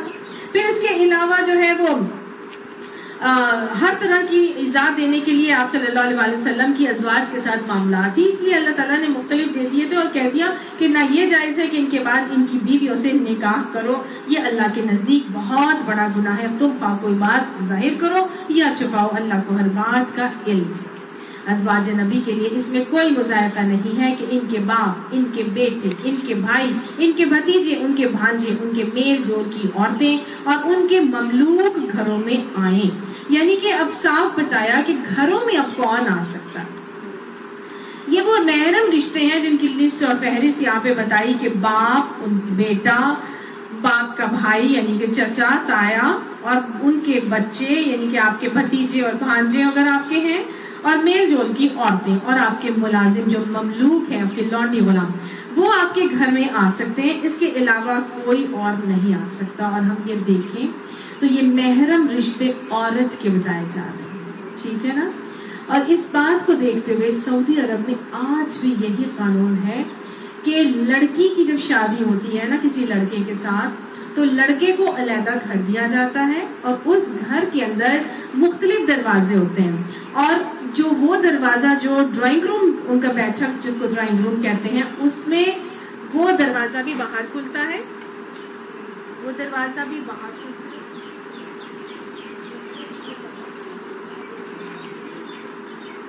वो दरवाजा भी बाहर खुलता है, और उस बाहर के दरवाजे में से कौन ड्राइंग रूम में आ सकता है?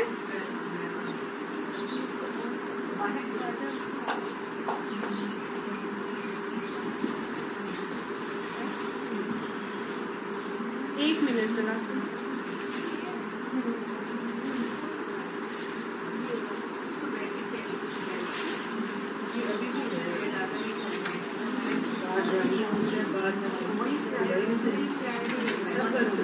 اچھا چلیے میں ایسے ہی بتا دیتی ہوں، میرا خیال ہے آ جائے گی آواز آپ کو. تو وہ کیا کرتے ہیں کہ جو لڑکے کے رشتہ دار ہوتے ہیں مرد، لڑکے کے مرد رشتہ دار وہ ڈرائنگ روم میں آ سکتے ہیں، ان کی دروازے سے آئیں گے اور ڈرائنگ روم تک بیٹھیں گے. لیکن وہ جو دوسرا دروازہ ہوتا ہے اس میں سے لڑکی کے رشتہ دار گھر کے اندر آ جا سکتے ہیں، جو کہ لڑکی کے ماموں، لڑکی کے چچا، لڑکی کا بھتیجا، لڑکی کا بانجا، باپ، محرم جو رشتہ دار ہیں لڑکی کے، وہ سب گھر میں آئیں گے، بیٹھیں گے، باتیں چیتیں سب کچھ ہوگا. لیکن گھل مل کون سکتا ہے؟ صرف لڑکی کے اپنے رشتہ دار. ہمارے یہاں لڑکیوں کو شادیاں کروا کے لے آیا جاتا ہے اور کہتے ہیں کہ وہ سارے سسرال کی خدمت کریں، اور جیٹ کے آگے بھی بچ بچ کے جائے اور زیور کے آگے بھی بچ بچ کے جائے، اور اپنے میکے والوں سے اس کو کاٹ دیا جاتا ہے کہ نہیں؟ جبکہ اللہ تعالیٰ یہاں پہ کیا حکم دے رہے ہیں کہ گھروں میں کون آ سکتا ہے؟ تمہارے یہ سب لوگ آ سکتا ہے، یہ سب گھروں میں آ سکتے ہیں. لیکن کون آتا ہے؟ یہ کہاں ہو رہا ہے؟ میں نے ابھی آپ کو بتایا کہ سعودی عرب میں آج تک ایسا ہی معاملہ چل رہا ہے کہ ان کے 2 دروازوں میں سے جو گھر کے اندر آنے کا جو ایزیلی آپ میل ملاپ کریں گے، اٹھے بیٹھیں گے، وہ صرف لڑکی کے محرم اندر آ سکتے ہیں اور سسرالی رشتہ دار محرم نہیں ہوتے. لہٰذا وہ اگر آنا چاہتے ہیں تو وہ آئیں گے. ڈرائنگ روم کے دروازہ ڈائریکٹلی باہر سے ڈرائنگ روم میں کھلے گا، وہ ادھر تک آئیں گے، ادھر ہی بیٹھیں گے، وہ گھر کے اندر موو اراؤنڈ نہیں کر سکتے. اللہ سبحانہ تعالیٰ ہمیں یہ باتیں سمجھنے کی اور ان کی امپلیمنٹیشن کی توفیق عطا فرمائے. آج ہمارا پورا آوے کا آوا بگڑا ہوا ہے، ہمارے اندر نامحرم اور محرم کا کوئی کانسیپٹ ہی نہیں رہے گا. اور ہم کہتے ہیں کہ لڑکی کو اگر ہم اس کے گھر والوں کی طرف سے لے آئے تو میکے سے کاٹ کے رکھ دیں، اس کو سسرال کے لیے سب کچھ کرے، آگے پیچھے پھرے، لیکن میکے والوں سے وہ نہ ملے. لیکن اللہ کس کو بلا رہا ہے کہ میکے والے تمہارے آ سکتے اندر، سسرالی نہیں آئیں گے. آئیں گے تو بس وہ وہیں تک رہیں گے جو مہمان خانہ ہے، جو تمہارا ڈرائنگ روم ہے. ہاں ان کی خدمت بھی کرو، ان کو چیزیں بھی بنا کے اندر وہاں باہر تک پہنچاؤ، کھلاؤ پلاؤ، سب کچھ کرو، لیکن ان کی عورتیں اندر آ سکتی ہیں، مرد نہیں آ سکتے. سمجھ آ گئی؟ اللہ تعالیٰ یہ ہمیں سمجھائے. اللہ فرماتے ہیں اے عورتوں تمہیں اللہ کی نافرمانی سے پرہیز کرنا چاہیے، اللہ ہر چیز پر نگاہ رکھتا ہے. اللہ اور اس کے ملائکہ نبی صلی اللہ علیہ وآلہ وسلم پر درود بھیجتے ہیں. ان اللہ وملائکتہ یصلون علی النبی، بے شک اللہ اور اس کے ملائکہ وہ رحمت بھیجتے ہیں، درود بھیجتے ہیں نبی صلی اللہ علیہ وآلہ وسلم کے اوپر. درود بھیجنا نہایت خوبصورت عمل ہے، بہترین عمل، حکم خداوندی ہے، سنت الہی ہے، سنت تاکید رسول صلی اللہ علیہ وآلہ وسلم، بہترین مستحب عمل ہے. اس عمل کو کرنے کا نہ صرف اللہ تعالیٰ فرما رہا ہے کہ میں خود کرتا ہوں، بلکہ اس کے فرشتے بھی کرتے ہیں. تو اے ایمان والو تم کیا کرو، صلو علیہ وسلموا تسلیما، تم بھی رسول اللہ صلی اللہ علیہ وسلم کے اوپر درود بھی بھیجو اور سلامتی بھی بھیجو. 2 کام کرنے کا مومنوں کو حکم دیا جا رہا ہے، درود بھیجنے یعنی رحمت بھیجنے کا اور سلامتی بھیجنے کا. ایک صحابی نے پوچھا رسول اللہ صلی اللہ علیہ وسلم سے کہ سلام تو بھیجنے کا طریقہ آپ نے ہمیں سکھا دیا ہے، جو نماز میں ہم سلام بھیجتے ہیں، السلام علیکہ ایھا النبی، ٹھیک ہے، ورحمۃ اللہ وبرکاتہ. تو سلام بھیجنے کا جو طریقہ ہمیں آتا ہے، اب نبی صلی اللہ علیہ وسلم نے کیا طریقہ سکھایا ہے؟ السلام علیکہ ایھا النبی ورحمۃ اللہ وبرکاتہ. یہ وہی طریقہ ہے جس طرح سے معراج میں جو مکالمہ ہوا اللہ تعالیٰ کا اور فرشتوں کا رسول اللہ صلی اللہ علیہ وسلم کے حوالے سے، تو وہ ہے جس میں نبی صلی اللہ علیہ وسلم کو سلامتی بھیجی گئی، سلام کیا گیا. یہی طریقہ ہے جب ہم رسول اللہ صلی اللہ علیہ وسلم کی قبر مبارک پہ زیارت کے لیے جاتے ہیں تو ہم نے السلام علیکہ یا رسول اللہ نہیں کہنا، بلکہ کیسے سلام بھیجنا ہے؟ السلام علیکہ ایھا النبی ورحمۃ اللہ وبرکاتہ. یہ نبی نے طریقہ سکھایا ہے، خواہ آپ صلی اللہ علیہ وسلم حیات ہے یا اس دنیا سے جا چکے ہیں، وہ طریقہ ان پہ سلام بھیجنے کا وہی رہے گا. ٹھیک ہے، اس کے ساتھ ساتھ جو ہے دوسرا کام کر بتایا جا رہا ہے، وَصَلُّوا عَلَيْهِ، سلو یعنی سلامتی بھی بھیجو. تو انہوں نے کہا کہ پھر یہ درود بھیجنا کیسا ہے، ہم یہ سلو کیسے کریں؟ تو آپ صلی اللہ علیہ وآلہ وسلم نے پھر فرمایا اچھا میرے پیچھے پڑھو. پھر آپ صلی اللہ علیہ وسلم نے درود ابراہیمی ان کو سکھا دیا. ٹھیک ہے, تو گویا درود ابراہیمی وہ بہترین درود ہے جو آپ صلی اللہ علیہ وسلم نے خود بھی بھیجا اور مطلب بھیجنے کا طریقہ صحابہ کرام کو سکھایا.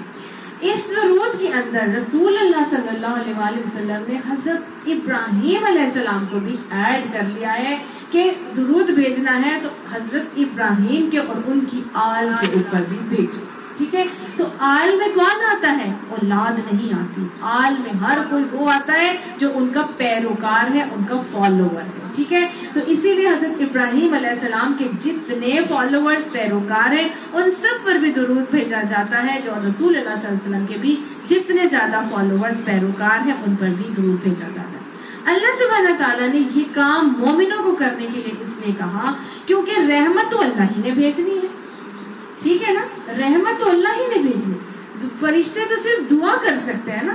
تو ہم تو اس قابل ہی نہیں کہ ہم حضور کی تعظیم کے حوالے سے کوئی بات کر سکیں یا ان کی اطاعت کا حق ادا کر سکیں. تو لہٰذا ہم اللہ تعالیٰ سے دعا کرتے ہیں کہ اے اللہ آپ اللہم صلی علی محمد. تو اللہ سے ہم کہتے ہیں, ہم خود تو نہ رحمت بھیج سکتے نہ درود بھیج سکتے, ہم اپنے درود میں کیا کہتے ہیں کہ اے اللہ آپ رحمت بھیج دیجئے محمد صلی اللہ علیہ وآلہ وسلم اور ہر اس شخص پر جو ان کو فالو کرنے والا ہے.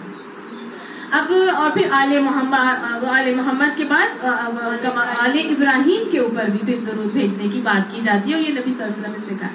یہ درود ابراہیمی بہترین درود ہے جو نبی صلی اللہ علیہ وسلم نے خود سکھا دیا.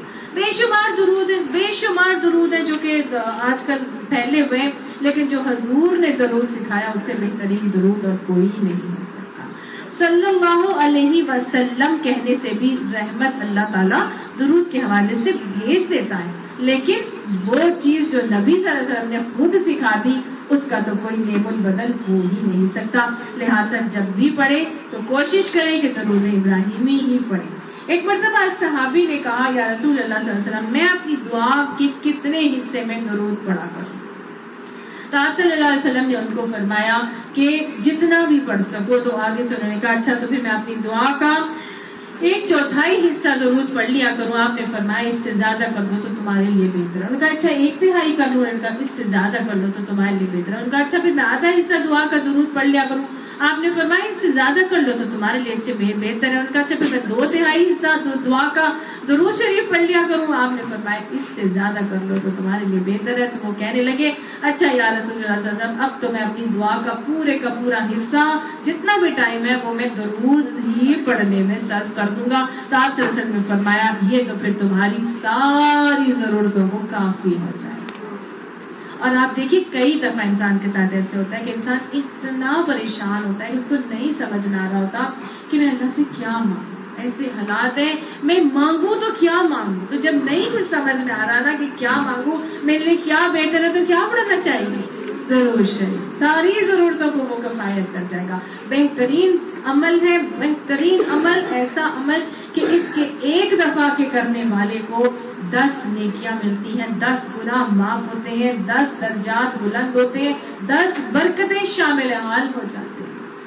یہ وہ عمل ہے کہ جس کو پڑھ لیا جائے تو دعا کی قبولیت یقینی ہو جاتی ہے. اللہ کی تعریف کے بعد درود کو پڑھنا, وہ محفلیں جن میں درود نہیں پڑھا گیا ہوگا قیامت کے دن وہ محفلیں باعث حسرت ہو جائیں گی. اسی لیے ہم شروع میں پڑھتے ہیں نا نحمدہ و نصلی علی رسولہ کریم. تو یہ نبی صلی اللہ علیہ وسلم کے اوپر درود بھیجنے کا معاملہ ہے. آپ صلی اللہ علیہ وآلہ وسلم نے کیا فرمایا کہ بخیل ہے وہ شخص جس کے سامنے میرا نام لیا جائے اور وہ مجھ پر درود نہ بھیجے. ملعون ہے وہ شخص. آپ صلی اللہ علیہ وسلم پڑھ رہے ہیں, چڑھ رہے ہیں ممبر رسول صلی اللہ علیہ وسلم کے اوپر, آمین کہتے جا رہے ہیں. صحابہ نے پوچھا کس نے دعا کی؟ آپ نے آمین کہا. آپ نے فرمایا جبرائیل نے دعا کی تھی اور میں نے آمین کہا. پہلا وہ شخص ہے جس کے اوپر لعنت بھیجی تھی جبرائیل علیہ السلام نے کہ لعنت ہے اس شخص کے اوپر جس کے سامنے میرا نام لیا جائے اور مجھ پر درود نہ بھیجے. لہٰذا جتنی دفعہ بھی رسول اللہ صلی اللہ علیہ وسلم کا نام آئے صلی اللہ علیہ وآلہ وسلم کہنا ضروری ہے. اور ایون یہ کہ لکھا بھی جاتا ہے تو بھی پورا لکھنے کی کوشش کریں کہ صلی اللہ علیہ وآلہ وسلم لکھیں.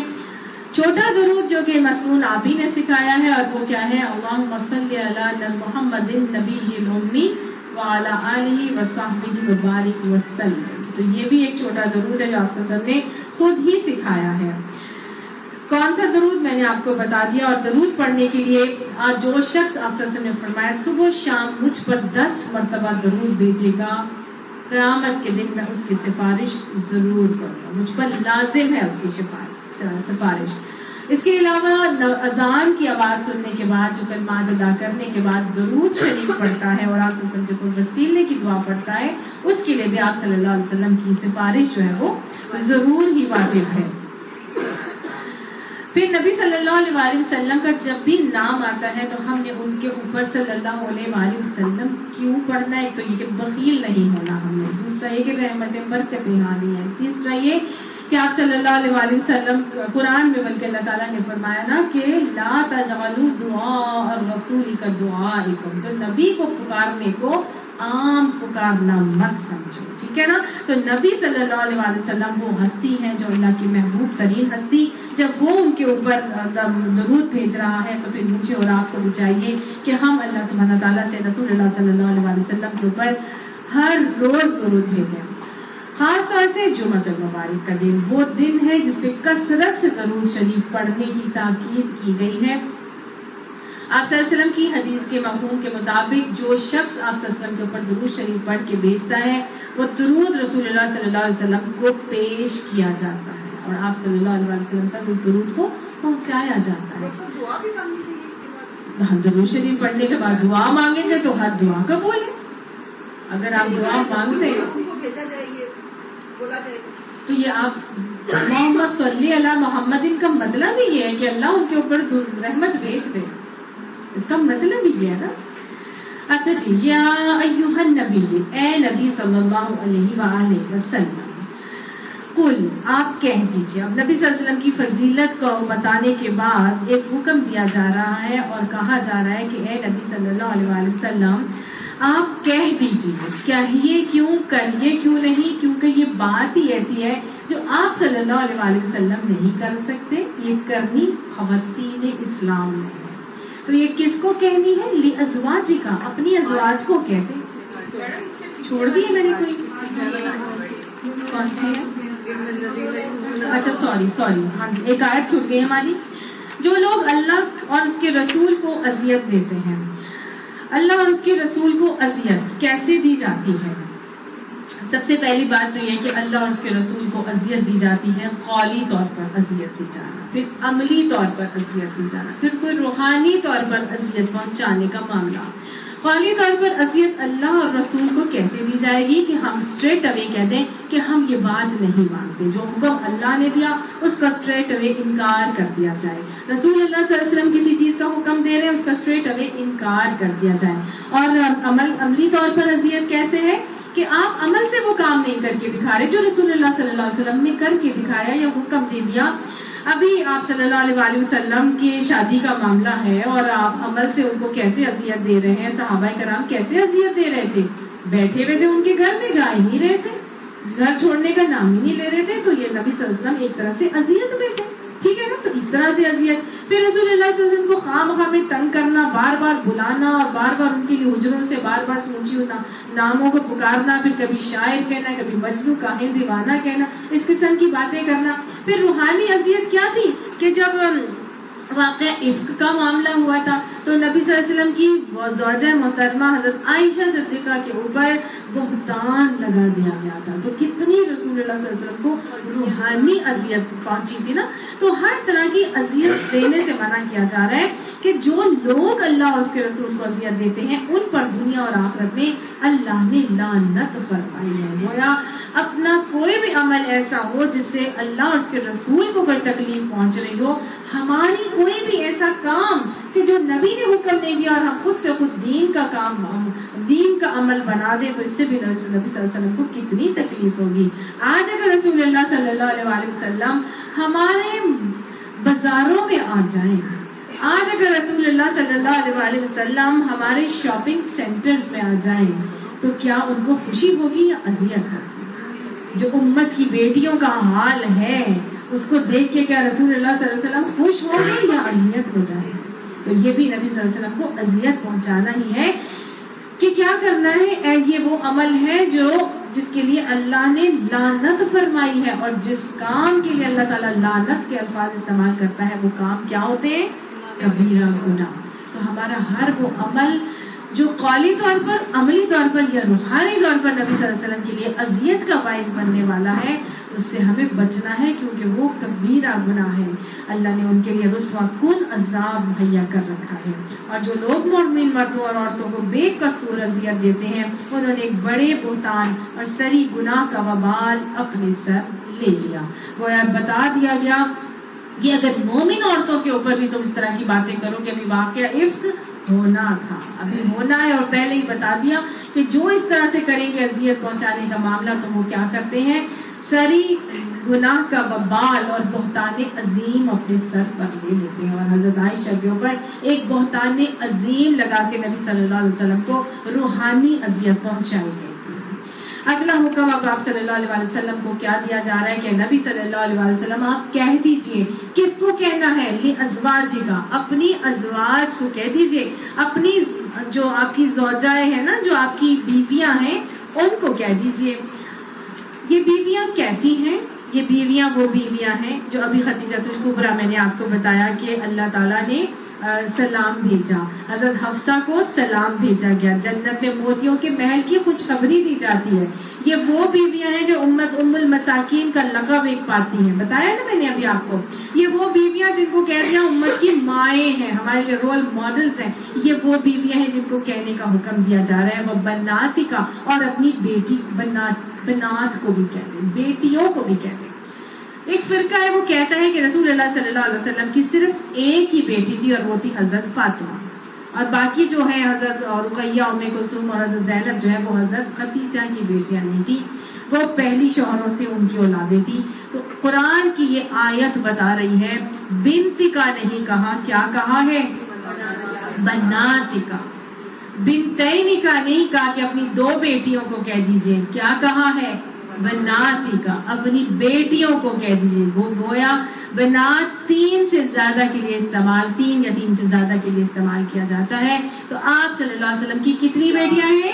4. کوئی آپ کو کہے تو اب آپ اس قرآن کی آیت اس لفظ کے حوالے سے بتا سکتے ہیں نا، آپ کو بس پروف آ گیا کہ نبی صلی اللہ علیہ وسلم کی بنات تھیں، 4 بیٹیاں تھیں، اور ان کو کہنا ہے. یہ 4 بیٹیاں ہیں، یہ کون سی ان کے اندر سے اب زندہ ہیں؟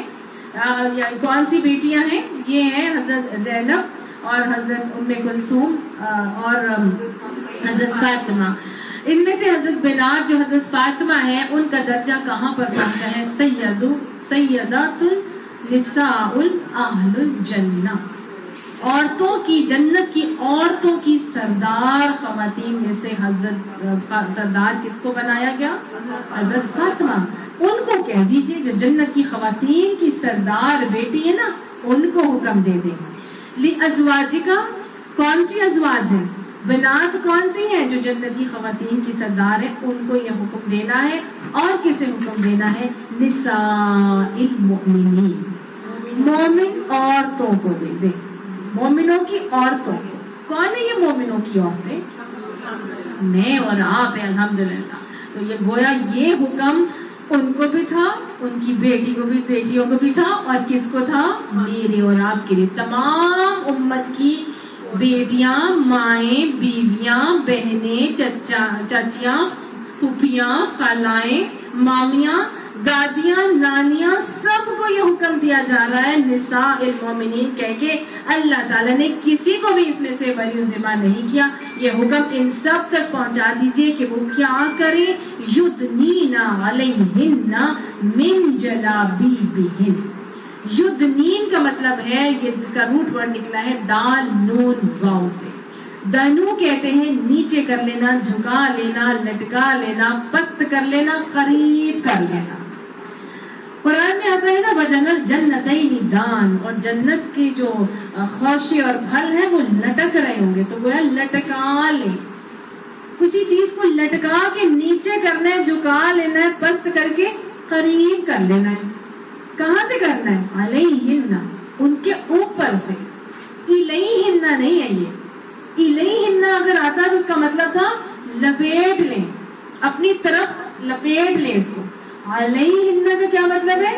ऊपर से उनके, किसी चीज को ऊपर से नीचे लटकाना है, करीब करना है, झुकाना, पस्त करना है। किस चीज में से? मिन जलाबीबिहिन, अपने जलाबीब में से। जलाबीब कहते हैं जिलबाब की जमा।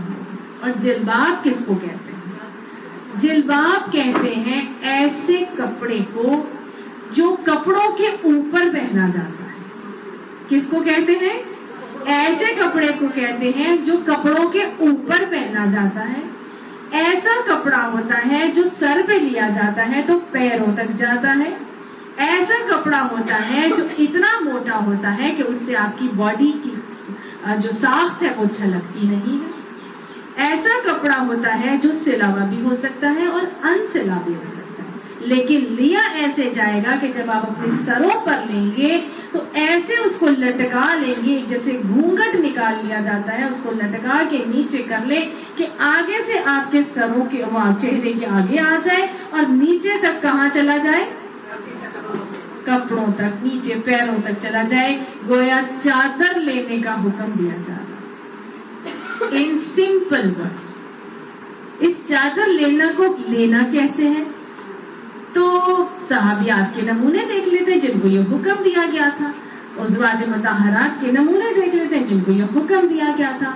उन्होंने उस हुक्म के बाद जो किया था वही मेरा और आपका रवैया भी होना चाहिए कि इस चादर को कैसे लेना है। मुफस्सिरुल कुरान जो है वो तफसीर बताते हैं, तो उन्होंने ये बताया, उनसे पूछा गया कि जिलबाब से क्या मुराद है ना, ये कैसे लेनी चाहिए।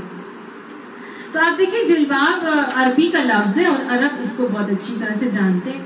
बिल्कुल ऐसे कि जैसे हम इंडो पाक के लोग हैं, हम साड़ी को बहुत अच्छी तरह से जानते हैं। हमें मालूम है कि कोई साड़ी बोलता है तो उसका क्या मतलब होता है, हमें मालूम है कोई केप बोलता है तो उसका क्या मतलब होता है पता है ना। हमें मालूम है ना चूड़ीदार पजामा है तो उसका क्या मतलब है, हमें मालूम, उसके लफ्ज से पता चल जाता। तो अरबों को उस लफ्ज से पता चल गया कि जिलबाब क्या चीज होती है जो कपड़े के ऊपर लेनी है और आपके आम कपड़ों का दुपट्टा नहीं होता है। यहाँ ये ध्यान में रख ले, ये सादा होता है, आम कपड़ों का दुपट्टा नहीं होता। इतना बड़ा होता है कि सर पे नहीं तो नीचे तक आ जाए। और लिया कैसे जाएगा? तो इब्ने सीरीन ने बताया, इब्ने जरीर, हातिम, इन सब ने क्या तरीका सिखाया कि ऐसे दुपट्टे कपड़े को उन्होंने समझाया कुछ नहीं, बस कपड़ा लिया और ऐसे लिया कि सारा मुंह लपेट लिया, बस एक आंख खुली रहेगी जिससे उनको रास्ता नजर आ जाए। तो ये है तरीका जिलबाब के ओढ़ने का जो अल्लाह ताला ने यहाँ पे किसको दिया? मोमिनात की औरतों को, अपनी बेटियों को और अपनी अज़वाज मुतहरात को यह हुक्म दिया कि वो क्या करें कि वो अपने ऊपर अपने जलाबीब में से कुछ लटका लिया करें। ये हुक्म क्यों आया, इसकी जो मकसद है इस हुक्म का अगले ही आयत के हिस्से में बताया जा रहा है। ज़ालिका अदना अन युरफ़ना फला युज़ैन, ये ज्यादा बेहतर है, इस करीब है इस चीज के कि वो पहचान ली जाए और सताई ना जाए। तो उस जमाने में जो अज़वाज मुतहरात है वो खुलेआम फिरा करती थी, सब निकल आते थे घर से और उनकी जो लौंडियां हैं वो भी निकलती थी, आजाद भी फिर रही हैं और गुलाम भी फिर रहे हैं, खुलेआम फिरते थे। तो हजरत उमर को बहुत तकलीफ होती थी इस चीज से, क्योंकि जब लोग बाहर निकलती थी खवातीन तो जो उबाश लड़के होते थे, जो लफंटर टाइप के जिसको कहते हैं छेड़ा छाड़ी करने वाले, वो अज़वाज मुतहरात को भी छेड़छाड़ कर दिया करते थे। तो उनके दिल में ये आता था कि नबी की बीवियों को घरों के अंदर ही रहना चाहिए और कुछ पर्दे के अंदर रहना चाहिए, ताकि ये आम औरतों की तरह इनके साथ मामला ना किया जाए, इनको छेड़बाजी और छेड़छाड़ और ऐसा मामला इनके साथ नहीं होना चाहिए। तो अल्लाह सुब्हानहू तआला ने फिर ये वाली आयत जो है वो आयत हिजाब नाजिल की। अब देखिए जब हम इंसान औरत बाहर निकलती है तो आप सल्लल्लाहु अलैहि वसल्लम ने हदीस में फरमाया कि जब औरत घर से बाहर निकलती है तो शैतान उसको ताकता है, शैतान औरत को ताकता है जब वो घर से बाहर निकलती है, जब तक कि वो घर पलट के नहीं आ जाती। खूबसूरत औरत अगर घर से बाहर निकलती है तो हम औरतें होके उसकी तरफ अपनी निगाहें उठा के बार बार देखती हैं। कोई खूबसूरत लड़की गुजरती है, हसीन और जमील, बहुत ही स्किन खूबसूरत हो या उसकी हेयर स्टाइल अच्छा हो, उसने ड्रेसिंग अच्छी की हो, तो हम उसको पलट पलट के देख रहे होते हैं, तो फिर मर्द उसको कितना पलट पलट के देखेंगे ना।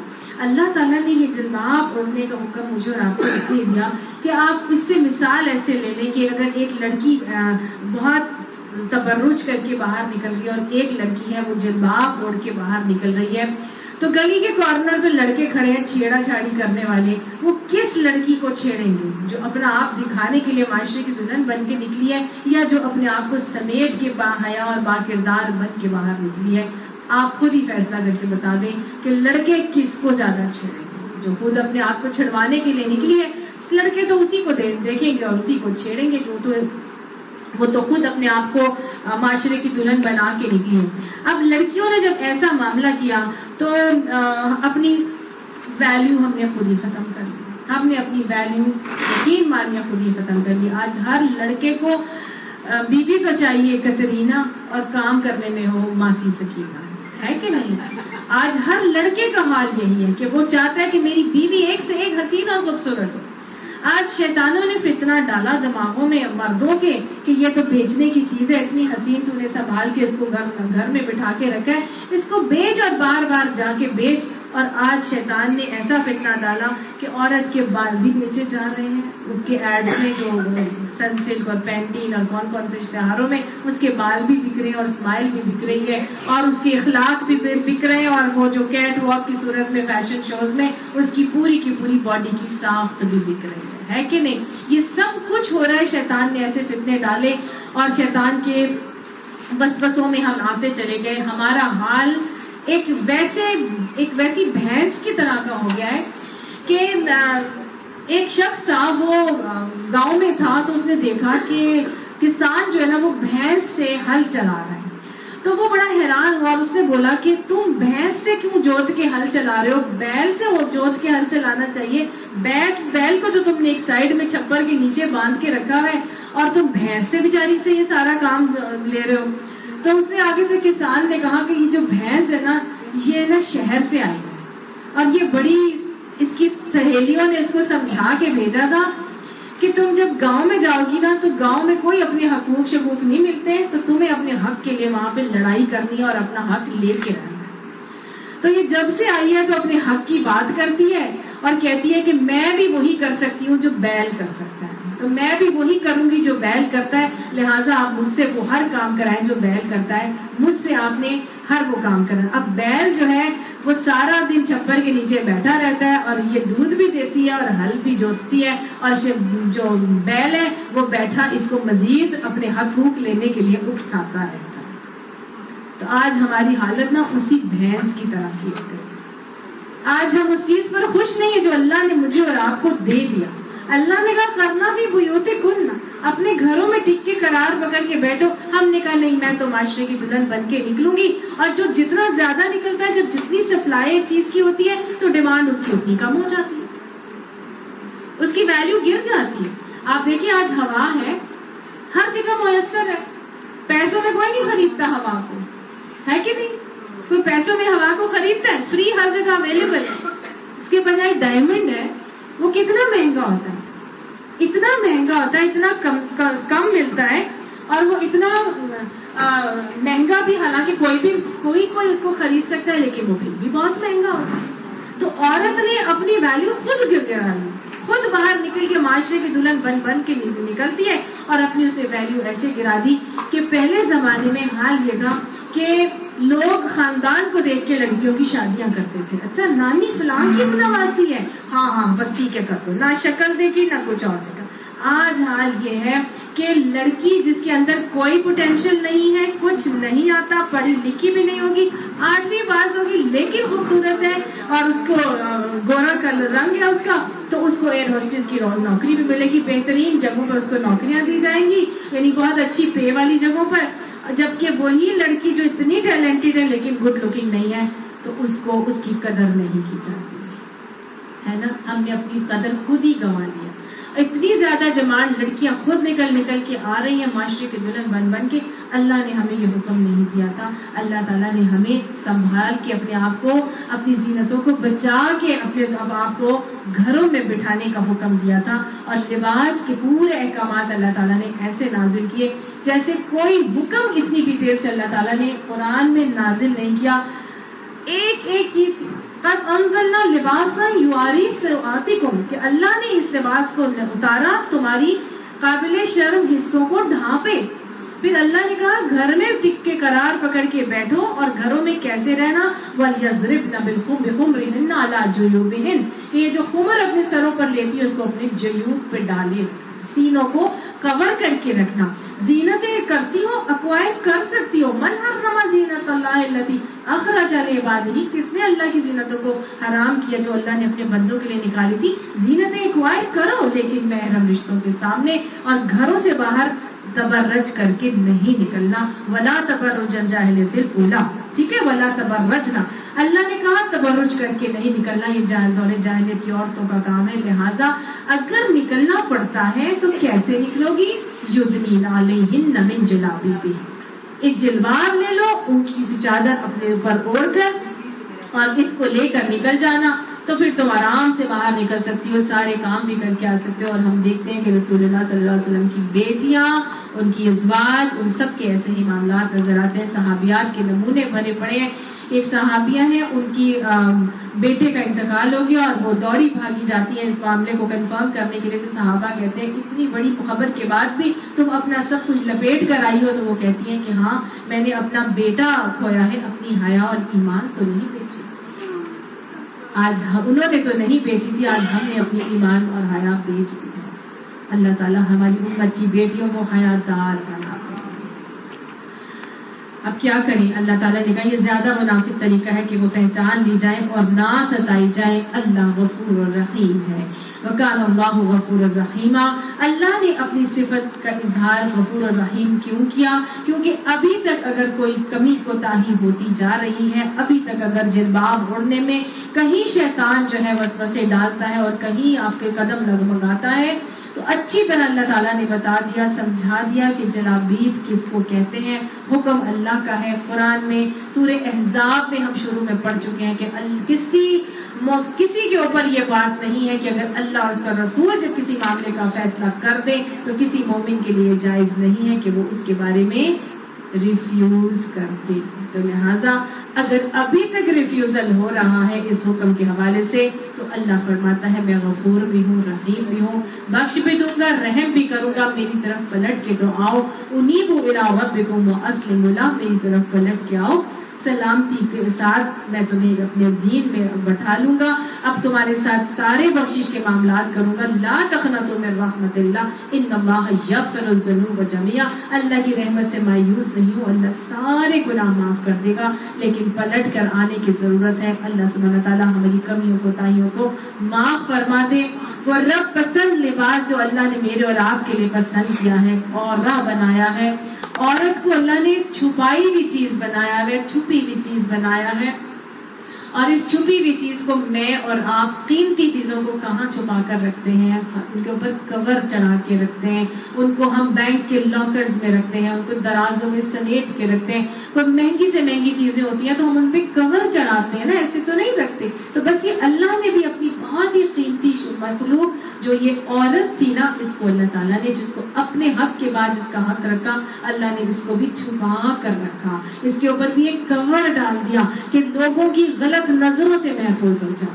وہ لڑکی جس کے اوپر غیر محرموں کی نگاہیں پڑتی رہتی ہیں, اس لڑکی کے چہرے کا حسن ختم ہوتا چلا جاتا ہے, اس کی قدر ختم ہوتی جاتی ہے, اس کی ویلیو ختم ہوتی جاتی ہے. اگر ہم چاہتے ہیں کہ ہماری ویلیو بڑھے, ہماری چہرے کی خوبصورتی رہے, ہماری بیٹیوں کے چہروں کی خوبصورتیاں برقرار رہیں, تو پھر ان چہروں کو ہمیں چھپا کر رکھنے کی ضرورت ہے, کیونکہ اس کو حکم چھپانے کا اللہ نے دیا ہے. جیسے ہم اپنی چیزوں کو چھپا کر رکھتے ہیں, اللہ بھی اپنی بہترین چیز کو چھپا کر رکھنے کا حکم دیتا ہے اور رکھنا ہی چاہتا ہے. کل جب ہمیں رب پسند لباس پہن کے اپنی اپنی قبروں میں جانا ہی ہوگا, کل جب ہمیں اپنے گھروں سے اس لکڑی کے ٹھاٹ پر, کیا ہوتا ہے لکڑی کی جو کاٹ ہوتی ہے, اس کے اوپر ہمیں جب رخصت ہونا ہی ہوگا ایمبولینس میں بٹھا کر سوار کر کے اپنی اپنی قبروں کے سپورٹ کیا جانا ہی ہے، تو پھر کیوں نہ آج ہم اللہ سبحانہ تعالیٰ کا رب پسند لباس پہنے، اللہ ہمیں رب پسند احکامات اپنانے کی توفیق عطا فرمائے تاکہ من پسند آخرت ہماری امیدوار اور منتظر ہو۔ صدق اللہ العظیم، آمین ثم آمین، وما علینا الا البلاغ۔